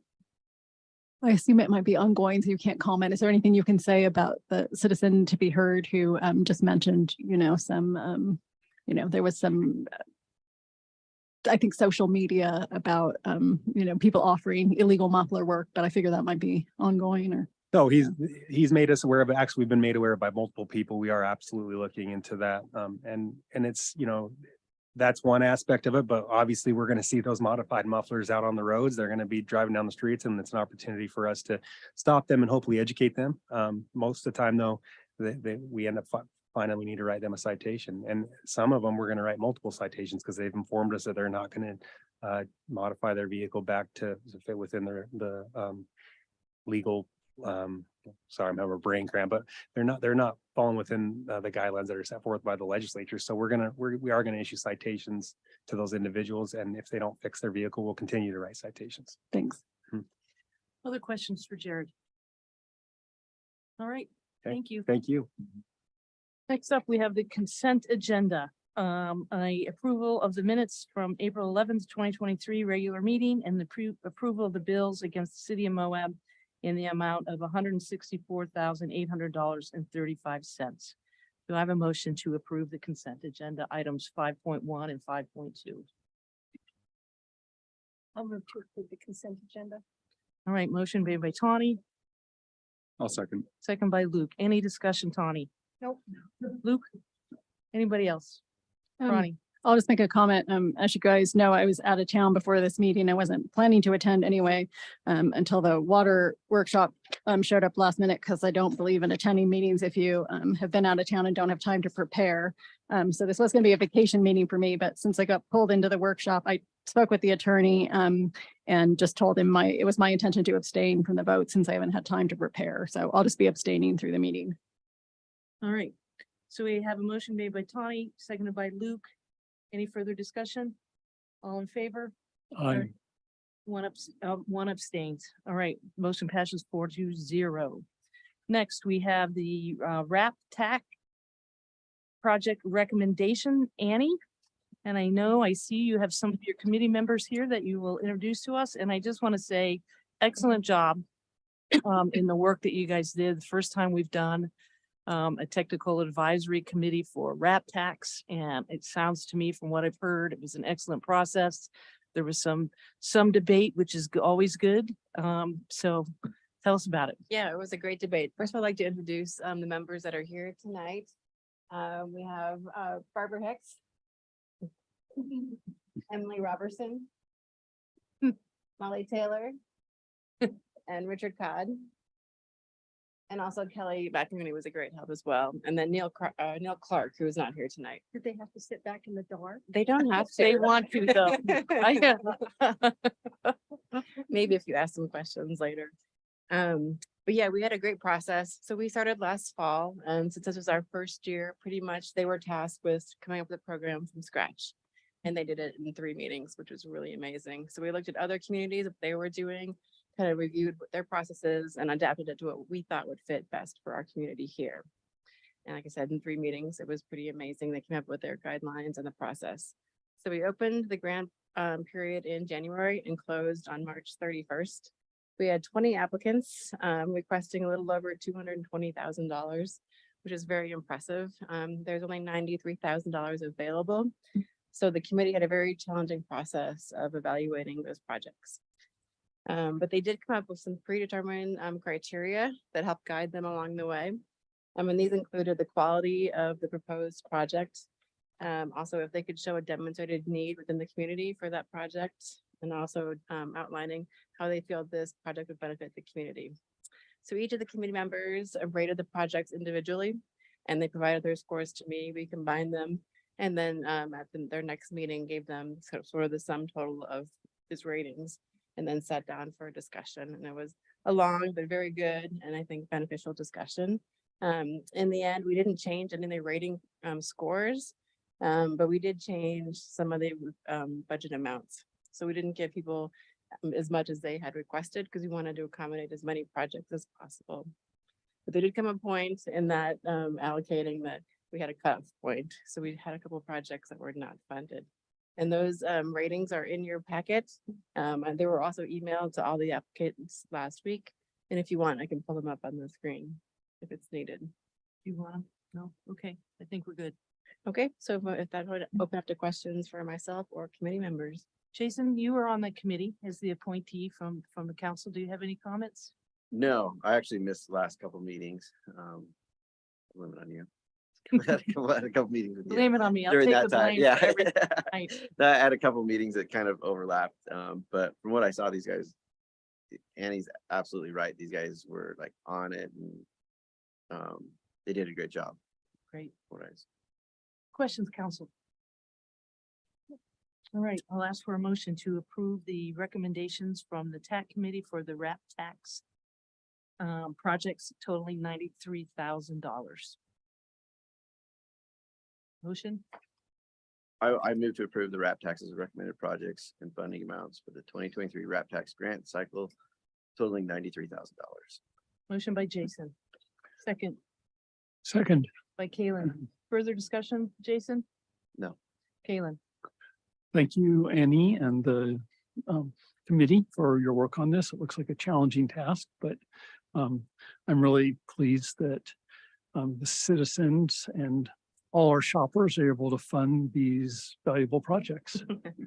thanks, Kalen. Anybody else? Luke? No, I just want to thank like the staff and the volunteers for kind of really building this entire system from the ground up. I do have questions. I was wondering if there's any like surveys or feedback that have been sought from the applicants to see how they felt going through the process, to see if there's any lessons learned that can be carried forward. Like as we Yeah, continue so to we're actually having a debrief meeting next Awesome. week. So we're gonna go through the process. We've invited the applicants to come. Several of them have reached out looking for feedback from us. And we've looked, and so we know that there are a few things that we're gonna change in the application process. And also, and during that meeting, we may be back to council with a few other recommendations as well. Awesome. Yeah, sounds like you guys have been on it from start to finish. So Yeah, great. Thanks, Luke. All right, we'll call for the vote. Motion made by Tawny or Jason, seconded by Caitlin. All in favor of approving the RAP tax recommendation. Aye. One abstention. Motion passes 4-0. All right, thank you, guys. Thank you, Annie. You did an awesome job too. You guys are great. All right, next up, we have a follow-up from our public hearing that we held at our last meeting on April 11th, where there was an error in the document. And so we felt it was best to postpone this decision to allow public to be able to view the document and make any comments. My understanding, there were no comments. So tonight we are considering the adoption of ordinance 2023-05, an ordinance establishing a new chapter 13.29 stormwater impact fees in the Moab Municipal Code. Motion? I move to adopt ordinance number 2023-05, establishing stormwater impact fees as recommended in the attached stormwater impact fee analysis dated April 2023, and authorize the mayor to sign the ordinance. Great. Second, Second. seconded by Luke. Any discussion, Kayla? No. Luke? Anybody else? I'll call for the vote. All in favor? Aye. All right, we have 4-0. Motion passes with one abstaining. All right, thanks, Chuck. That was easy. Thank you. Okay, now we have a public hearing on the master fee schedule. So we have a public hearing for ordinance 2023-06, an ordinance amending Title III of the Moab Municipal Code to update Chapter 3.50 master fee schedule and modifying certain fees and rates charged by the city. So I'm going to open this public hearing at 7:30, and Marcy, you're up. Well, happy birthday, Mayor, and Thank thank you. you, everyone. I just wanted to start off with a couple of fees that I think are important for us to discuss in a group before we make a decision on the master fee schedule. The first one is the business license fees. I am proposing a pretty substantial increase, and the reason for that increase is, first of all, we've streamlined the process quite a lot of what it's been in the past. We are utilizing more staff time. We're spending a lot more time with the applicants to make sure that we're meeting all the required codes within business licenses, zoning, and building. And so what we ended up doing is we took like the most generalized business license that's the streamlined, very simple, we get through the process. And we're using that as our minimum fee. We have business licenses that, you know, it ranges greatly depending on what type of business it is, how familiar the applicant is with the business practices and things of that nature. So our goal is not to put that burden of the cost on all business license applicants, but to make sure that we're encompassing some of the fees or getting some of the fees back that we're utilizing as staff members to do business licenses. So sorry, that's okay. So I think that is super important for us to consider when we are doing the master fee schedule. The other reason that the fees are kind of flat across, first of all, most counties are doing flat rate fees. They don't have like ranges like we do. I did look back in 2019 to see why we had the fee structured the way that we did. And it was just an analysis that was done, but I didn't find like a whole lot of data that really explained like the $99 because the process is the same regardless of the application. And the only one that isn't is the solicitor, peddler, and Miss Merchant license. And that is because it requires 2 signatures, building and myself. And we're just making sure that somebody who's coming from Colorado as a contractor has their Doppels license and they're registered with the state of Utah so that the business is being tracked locally for tax reasons. And so that one is it's not as encumbersome as some of the other licenses. So Marcy, are you talking about new business licenses? new or business licenses and renewals. So the renewals, we decided to put it all at the $52. The $52 renewal fee for some of the vendor licenses and stuff, I think originally when it was put into place was because a lot of the times like new vendors actually went to council and then it was pulled and it actually was a staff decision. And so the $52 was a little bit more work. The $52 is justified because as a staff, what we want to make sure that we're doing when we get renewals is ensuring that people are still registered with the state of Utah and making sure that everything is still up to date for the business for compliance reasons. So it's the $52 is I would like to be across the board because the $26 just doesn't cover staff time for mailing out the renewals, tracking the renewals when they're coming in, sending out the new business licenses, and then also constant communication when people aren't understanding why their address isn't updated because they haven't done an address change or things of that nature, if that makes sense. And I won't go through all of the fees unless you guys have like specific questions on the fees. I know Kaylin had quite a few that hopefully we answered most of those questions for you. You did, thank you. Awesome. And then we did have to add on some trash fees on here. Sorry, I'm trying to get to it. We had to add on a couple of fees that when the original fee assessment came from Solid Waste District, they had discovered that they had additional trash services that were being utilized that we didn't realize. And in order for us to charge the fee, it has to be on the master fee schedule. So we've put that on here as us to just make sure that we're not just giving away services. We want to make sure that we're charging people appropriately based on master fee schedule. And the other portion of that, we had an error that this is a significant increase. We had an error in one of the calculations for the dumpster uses. And so we are asking that it just be corrected. It's a clerical error. It wasn't anything substantial. And the fee has been being charged at what it should have been up until a couple months ago when this was just approved. So that is why you're seeing the trash changes on here again and versus us utilizing the first approval we had. And then the last thing for the trash services that we added is an additional pickup fee, secondary. We do have one account. Is it one account? Okay, sorry, I want to make sure I didn't misspoke. We have one account that does like daily pickups during the high season because they don't have a receptacle large enough to have a larger dumpster in that area. So because we had never accounted for that fee before, we have to make sure again that it's included as part of our process. And I think that that's just across the board. So if we have any additional second pickups, the fee is the same as the first pickup because it's the same amount of work. It's just twice a day versus one. And then the last fee that I wanted to talk about was the stormwater fee. So we approved the initial stormwater rate increase for the residential commercial from $4.50 to $9. But in the actual language, we didn't approve the 2% increase. So I've just added that so that we don't have to come back to council every year to get that 2% approval. So that's why you're seeing that on there. Did you guys have any questions? Questions for Marcy? All right, I'm gonna open it up to the public. This is a public hearing. Do we have any comments from the public? Seeing none, I'm gonna close the public hearing at 7:35. Thank you, Marcy. Now I'll ask for a motion from the council. Can I ask a question really Sure. fast? I had a question on public works staff, actual labor costs. Okay. I know Kaylin had asked some questions about it too, which I kind of looked at and brought. Actual labor costs. So if a public works employee works, say they work 40 hours a week doing city stuff, and then it's a weekend where they're going to be asked to do something else, stuff where they go into overtime. Would they be then charged? The person who's asking them to do that would be charged the overtime rate. I believe we do have that incorporated in there on the master fee schedule. Let me just pull it up. My apologies.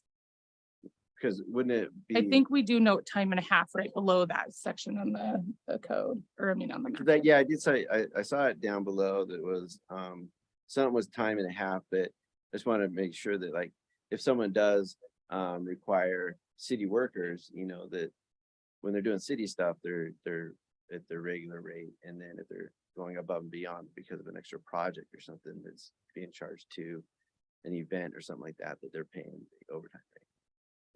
That's just kind of. Oh, so you want to distinguish that if it's just like. Well, yeah, Okay. so someone doesn't come in and say like, hey, it's the beginning of the work week and I did this and I had this employee put up barricades, I should only be paying the regular rate because you see what I'm saying? Am I making sense with that?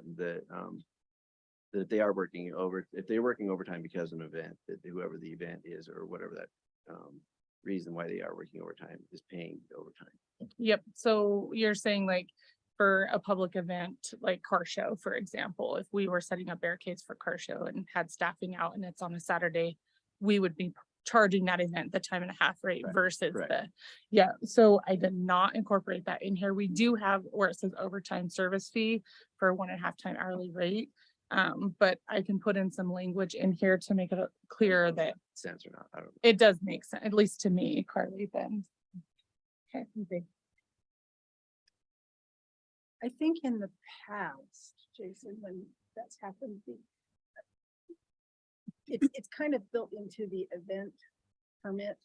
If they're going to require either law Oh, yeah, that is enforcement or true. public works, that's kind of built into their Fee. permitting. Okay, So, I just, yeah, just wanted to make sure the city's not paying the overtime rate, or the half, stuff to have that employee doing an event. We're not going in the hole. Right. Right. You're paying your full impact. Yeah, yeah, exactly. So are you suggesting that Marcy make an amendment to the master fee schedule to include that, or are you comfortable with the idea that it's in part of the permit fee process? What would you like to have happen? Is there- is it- Well, I just, maybe actual labor costs, maybe per hour encompasses that. And maybe that it's just in the permit thing that there's a line in there that says, if city workers go into overtime due to these events. And that's would be the actual costs. That they actually, Yeah. just so, Yeah, so it's not, we don't say like their standard hourly rate is going to be the actual. cost. right. And I right. think that's in that. Yeah. But just so that like an event organizer knows like, oh yeah, I'm not paying $23 an hour, I'm paying Right, 23 23 and a at half. 1.5. Yeah. Okay, so it sounds to me, we don't need to change, we don't need to amend or change what you're presenting. We just need to look at the policy for permit and make sure that that's actual fees. Okay. That seems to be the more appropriate way to do it. All right. So, any other questions for Marcy? Okay, I'll ask for a motion to, approve ordinance. I might want to make sure I'm looking at the right one. 2023-06. Or is it 05? So sick. Okay, thank you. Got my glasses in the right place. All right, motion to approve. I move to adopt ordinance 2023-06, an ordinance to remove, add, or amend fees in the Moab Municipal Code, Chapter 3.50, Master Fee Schedule.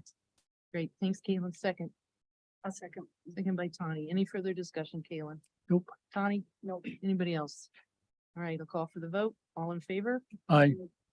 And one abstention. Thank you. Motion passes 4-0. All righty, thanks, Marcy. Thank you. Next, we have a public hearing for ordinance 2023-07, an ordinance adopting the city Moab pay plan schedule and adopting the exempt and elected official salaries for fiscal year 2023. I'm going to open this public hearing at 7:41 PM. Danny. Hi, Hi. it should be pretty basic. This is the same document that I give to you guys every year with the updated COLA amounts on it. But I'm happy to answer any questions you might have. Questions for Danny? All right, I'll call Jason. Do you have a question? Did this encompass all possible pay increases or whatever? So the documents that you have in front of you are just the wage ranges for all the positions. That includes the proposed 5% COLA adjustment. As far if you're talking about like, are you talking about merit increases and stuff like that? That's handled separately. Sure. Yeah, that's why it's handled separately. We're approving in charge. Yeah. Motion. Is it- Oh, is wait, it wait, public wait, hearing? sorry, we're in a public hearing. Any other questions for Danny? All right, do we have anybody from the public that would like to speak to the pay plan schedule? Seeing none, I close the public hearing at 7:42. All right, now I'll ask for a motion.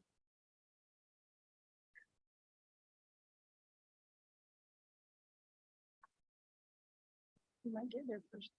Oh, Okay.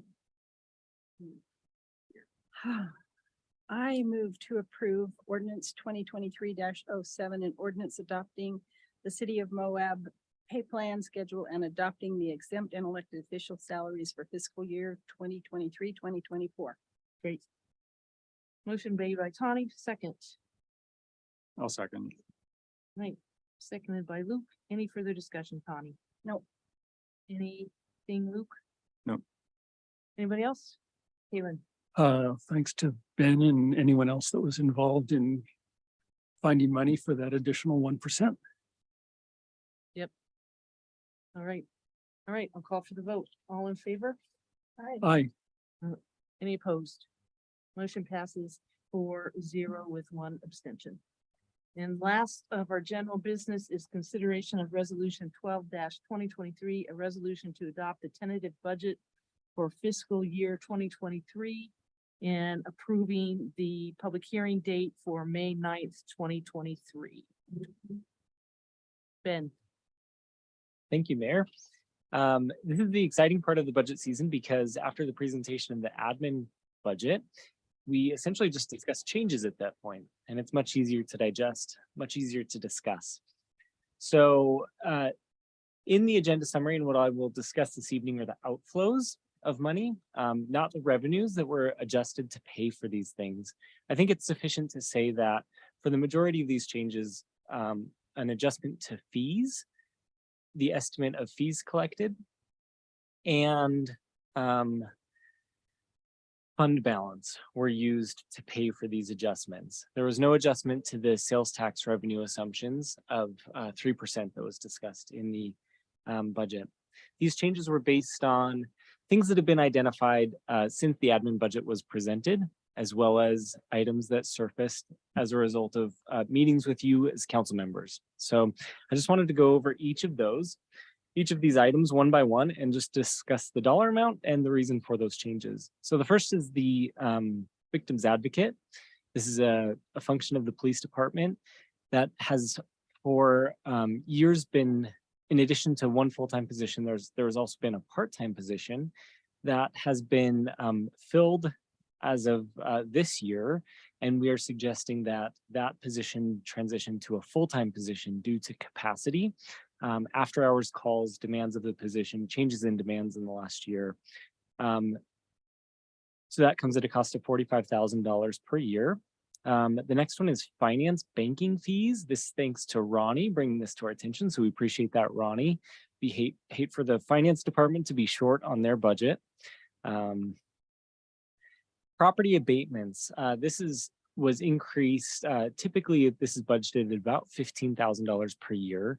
We increased this to $150,000. And again, just as a reminder, these are properties that the city staff pursue abatement on, which are collected over time. It may not be a one-year return, but we definitely collect those within a few years. These are just code violations and other such necessary adjustments or cleanup to properties that are affecting the health, safety, and well-being of the community. Stormwater cleanup. This is resulting from the August 2022 floods and enabling the city to move forward with some riparian area cleanup to the amount of $70,000. Art in public places is the next one.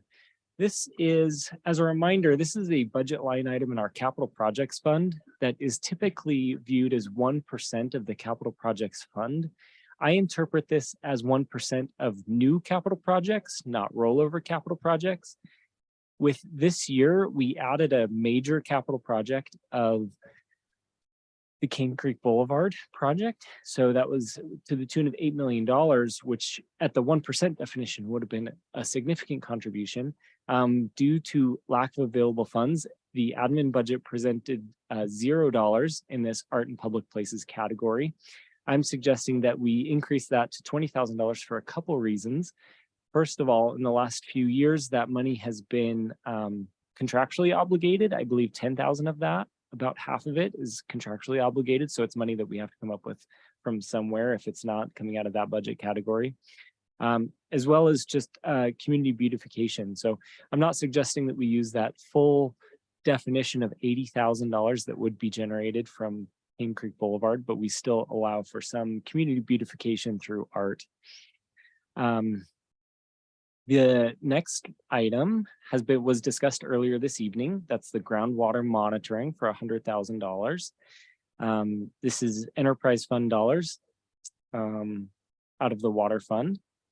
And final is the cost of living adjustment, which increases from the initially proposed 4% to 5%. This is something that we received general support from City Council on and encouragement to move forward with identifying a way to accomplish this.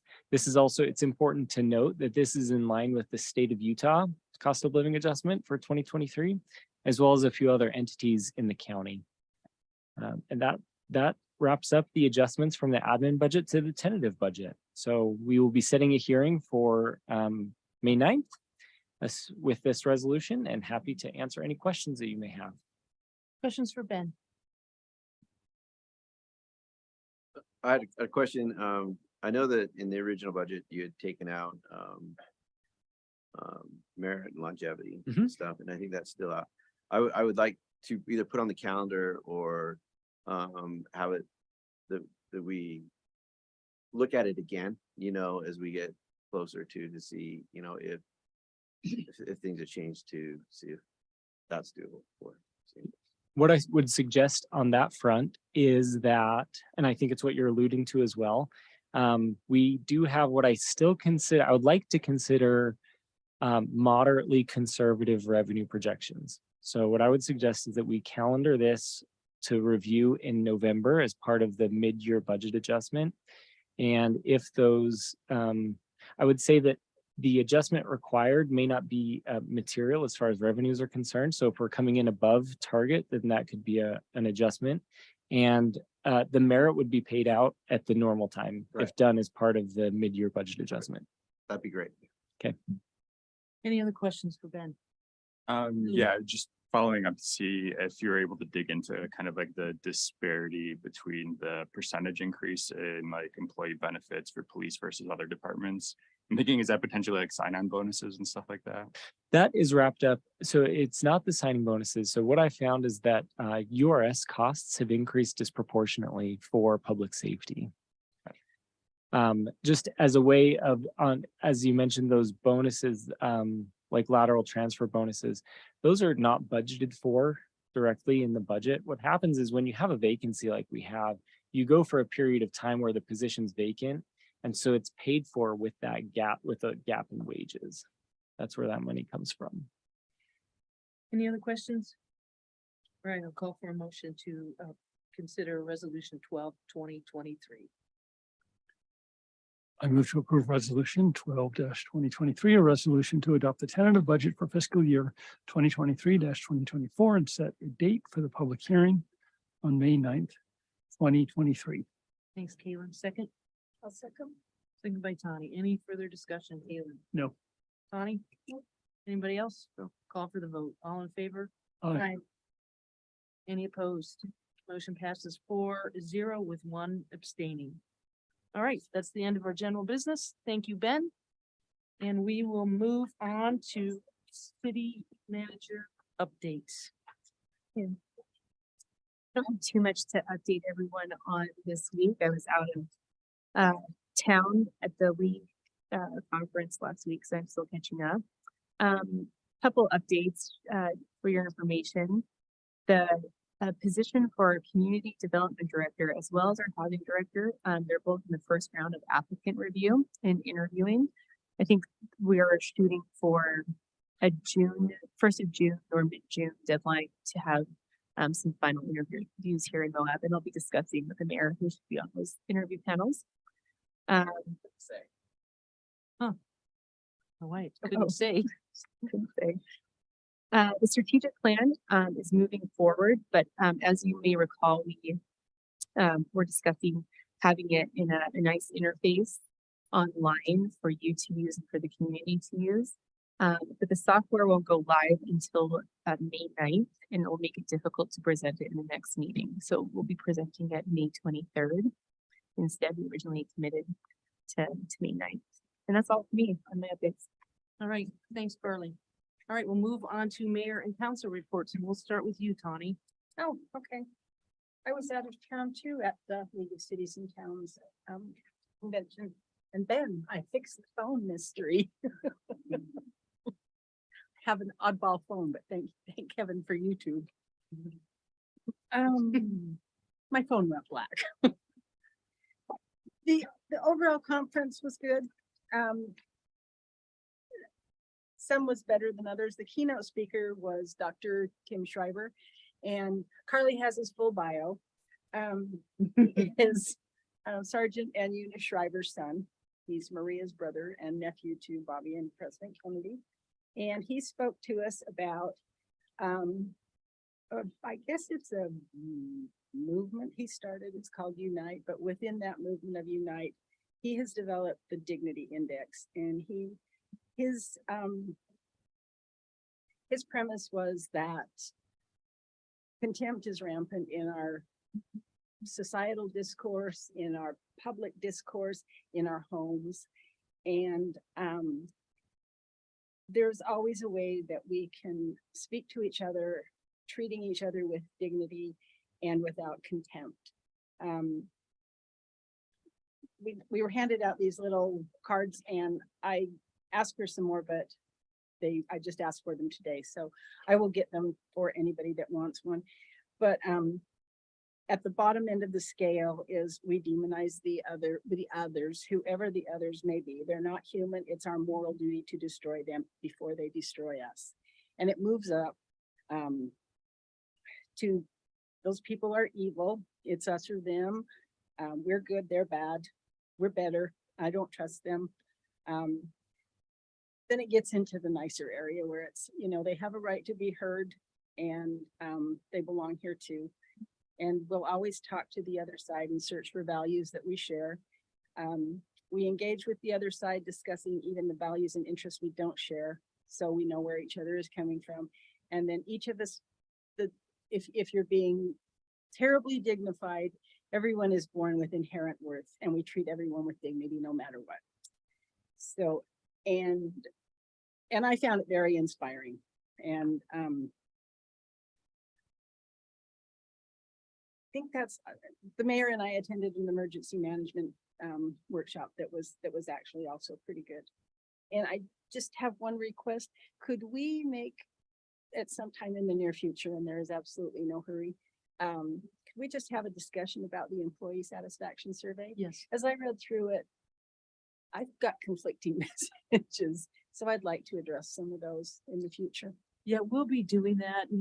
Carly's evaluation is coming up, and I'll be meeting with you guys to go over her evaluation. That satisfaction survey was part of her evaluation, so we can talk more in detail. Okay, all right, that's it. Great. Thanks, Connie. Jason. So I was to a budget discussion with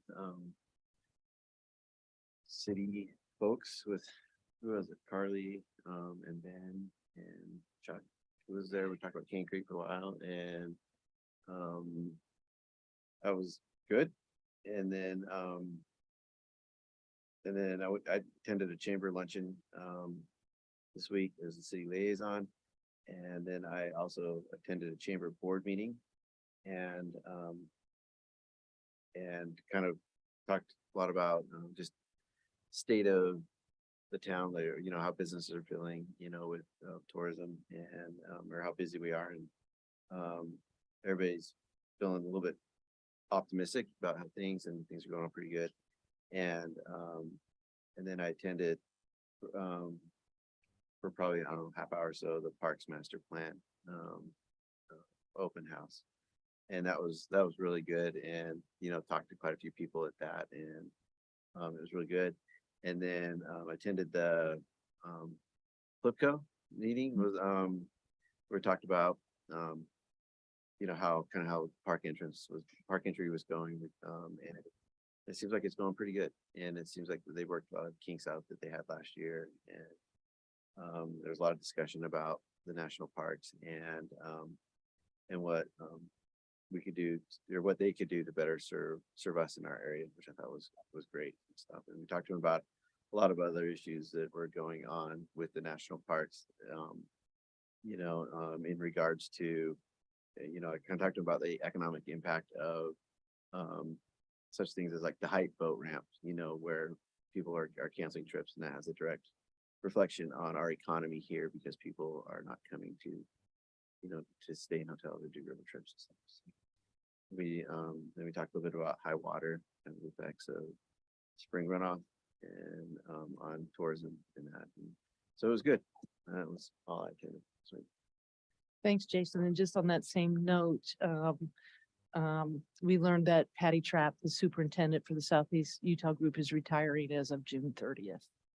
So we'll be looking for they'll be looking for a new superintendent, and I'll probably ask this council to support a letter to the regional director encourage them to look for a really good candidate for our area. You can't be mayor and superintendent. No, I don't want to be the superintendent. Galen. I have nothing to report. I was out this last week and Great, good for you. Luke. Yeah, I attended the local homeless council meeting, and we received update from Moab Solutions that they have seen a significant increase in the number of transient homeless individuals that are dealing with substance use disorder and or mental health issues. Several local nonprofits have applied for grants from the department or for the Office of Homeless Services. There's been a total of $43 million in asks across the state, and there's only $23 million available. So hopefully we'll see how much of that gets funneled into our community. Looks like the Moab Housing website is going to get an upgrade in the near future, which is exciting. The Virginian, at least as of the time of the meeting, had 3 vacancies open, 1 bedroom and 2 2-bedrooms. And they're currently working through the wait list. I guess the 2-bedroom wait list is really short. So if there are any individuals that might qualify for that program and are looking for a 2-bedroom unit, recommended to get on the wait list. The Moab Community Land Trust just had 7 homeowners close on properties. So they're just keep kind of chugging along. And I think they have currently it'll bring them up to 28 units under construction. And then the Grand County School District, Sherry will be moving into a position as a homeless liaison, and they're going to be reevaluating their registration survey to get a better sense of the students that are facing homelessness or housing insecurity in our community, to kind of get a better sense of that and determine what kind of supports can be offered to them. I attended a budget discussion and then a meeting with the mayor, and then got a presentation from Chuck about the Cane Creek project, which I'm really excited about the design plans and really looking forward to the feedback that we get from the community. And then I attended the Moab Museum annual membership gala where they had the Teddy Roosevelt impersonator, which is fantastic. Yeah, it was really good. He actually gave like a very riveting speech and kind of got me all jazzed up to be in political office again. So good. But other than that, I don't believe that I have anything else. Great. Thanks, Luke. Ronnie, I'm kind of assuming that since you didn't have time to prepare, you don't have much to report. Oh, that's okay. A lot of time passed between meetings. So I do actually have several things. April 12th, I had a 2-hour budget workshop with Carly and Ben. Thanks for going through those detailed questions, Ben. On the 17th, I had a meeting with the mayor and Chuck to get a preview on the Cane Creek ideas. And I know we have that meeting coming up. I think on Thursday is the open house for people interested in that. And I will just throw out for people, I don't think anybody had a chance to mention it today, at the Grand Center tomorrow night, Cora Phillips, the emergency Grand County emergency director, let us know that they are having a presentation at the library. Oh, sorry, I don't know why I wrote Grand Center. I'm pretty sure it's the library. With USGS hydrologist Chris, I'm going to butcher this, Wilkowski, I think, who will be discussing local stream gauges and how they work and how you can get data from them. I'll look that up in a second. If I put the location wrong, I'll let you know. I had a meeting with Trisha Dean, who is the county rep on GWISA, just to better understand what the county is doing and looking into water monitoring. We had a site futures committee for the tailings pile yesterday, where we discussed the final drafting of the community vision.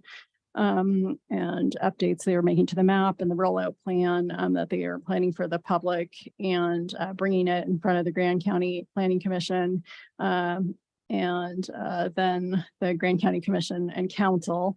And along those notes, Carly and Mayor, I guess they were saying tentatively, they were wondering if May 23rd would be a good day to have it on the city council agenda, the community vision for approval. So I'll work with Mary on that. okay. And then this morning for 4 hours, I was at a workshop with Seek Haven that they invited me to, a 4-hour training on diversity, equity, inclusion. Fabulous training. I know it's probably been since 2016 that the council's had one. When Rebecca planned that one. So I would highly recommend, if anyone's interested, maybe I'll send this information to Danny, the trainer that we had, who is a program director for the Inclusion Center for Community and Justice up in, I don't know if they're based in Bountiful. I know that's where the trainer lives. And that was Jamel Ave. And that was well attended with like 16 people from the county, and Kelly was there from the Mark, and different NGOs in town, Beacon, the Youth Garden Project, et cetera. And then we did have our quarterly Moab Tailings Pile Steering Committee meeting today from 3 to 5. And so that was good, just got updates from the staff. I think we're now at 83.7% of the pile moved, and they're just about to start trying to get the first 2 of the 14 autoclaves that are buried out. And they're not exactly sure how it's going to go with those first 2. So they're starting with 2 just to see the best excavation and what's actually in there. And the last thing was at the Seek Haven training, Sarah Barstow was there, who's she's the business advisor for the Women's Business Center of Utah. So if any of you aren't familiar, they actually offer free advising services. They do sometimes have men come talk to them. Their specialty is really trying to help women who are starting out with businesses, or even if you have an established business and you could use some support. So all of those services are free. So just as a reminder to people that is available. And I just brought you guys cards. She gave me a stack. And since we probably all meet people at one point or another who could benefit from those services. Yeah, that was it. Great. What did you say was buried? Sorry. Autoclaves. Oh, yeah. So they're kind of like, I mean, in the sense that just like with medical equipment, you have an autoclave maybe to bring up heat and pressure to clean devices. They had a version, in the And they have uranium mining age. They have no idea what's in them. So it's a little, it's a little risky. Yeah. Yeah, Jimmy Hoffa. Maybe so. Yep, thanks. So I have a few things. I need to know from you all as soon as possible if you would be available on May 3rd, which is a Wednesday morning at 8 o'clock.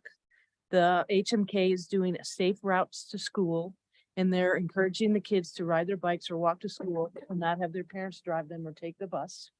And so what they would like is for city council and myself to walk the neighborhoods and see if there's some areas that need some improvements that make the routes not safe. So that's at 8 o'clock at HMK. They're gonna have a little carnival. I think chief is gonna be there. At least I know the police department is gonna be representative. EMS is gonna be there. So if you're able to come, please let me know so I can forward that on to Jeremy. It'll be a fun little event, and it's really important for the kids to know we really want them to ride their bikes and walk to school. Congressman Curtis is going to be in town May 31st, and I'll be meeting with him with staff. Senator Hinkins is going to be in town this Thursday. I'm coordinating, trying to meet with him on Thursday. I'll keep you all posted on that so we can determine who wants to be a part of those visits. Met again with Nathan Anderson, the Senior Director of Public Affairs for Union Pacific, to talk more about the rail line service. I also met with David McKenna, who is the CEO for Rocky Mountaineer. That was a great conversation. He's really looking to be partners with us in the future. I anticipate that Rocky Mountaineer operation is going to continue. They went from 5,000 people the first year. Last year was 9,000. They're expecting 9,500 at least this year. So it's a building program. It's a great, going it's great for our tourists to come because they're the perfect tourists. They come on a train, they rent a car, they go to the restaurants, they go to a hotel. So I see a great partnership with them. The point is to try to get the train to offload at the tailing site, which is not available right now. That looks like that's going to happen. So we'll continue that dialogue. He's going to be here in May. I'll probably meet with him again. I'll probably meet with him often. Utah Film Commission. I met with Virginia Pierce from the Utah Film Commission. Next year is the Film Commission's 100th anniversary. It's also the 75th anniversary from Moab to Monument Valley Film Commission. They're going to have a big gala up at the Capitol and an exhibit up there.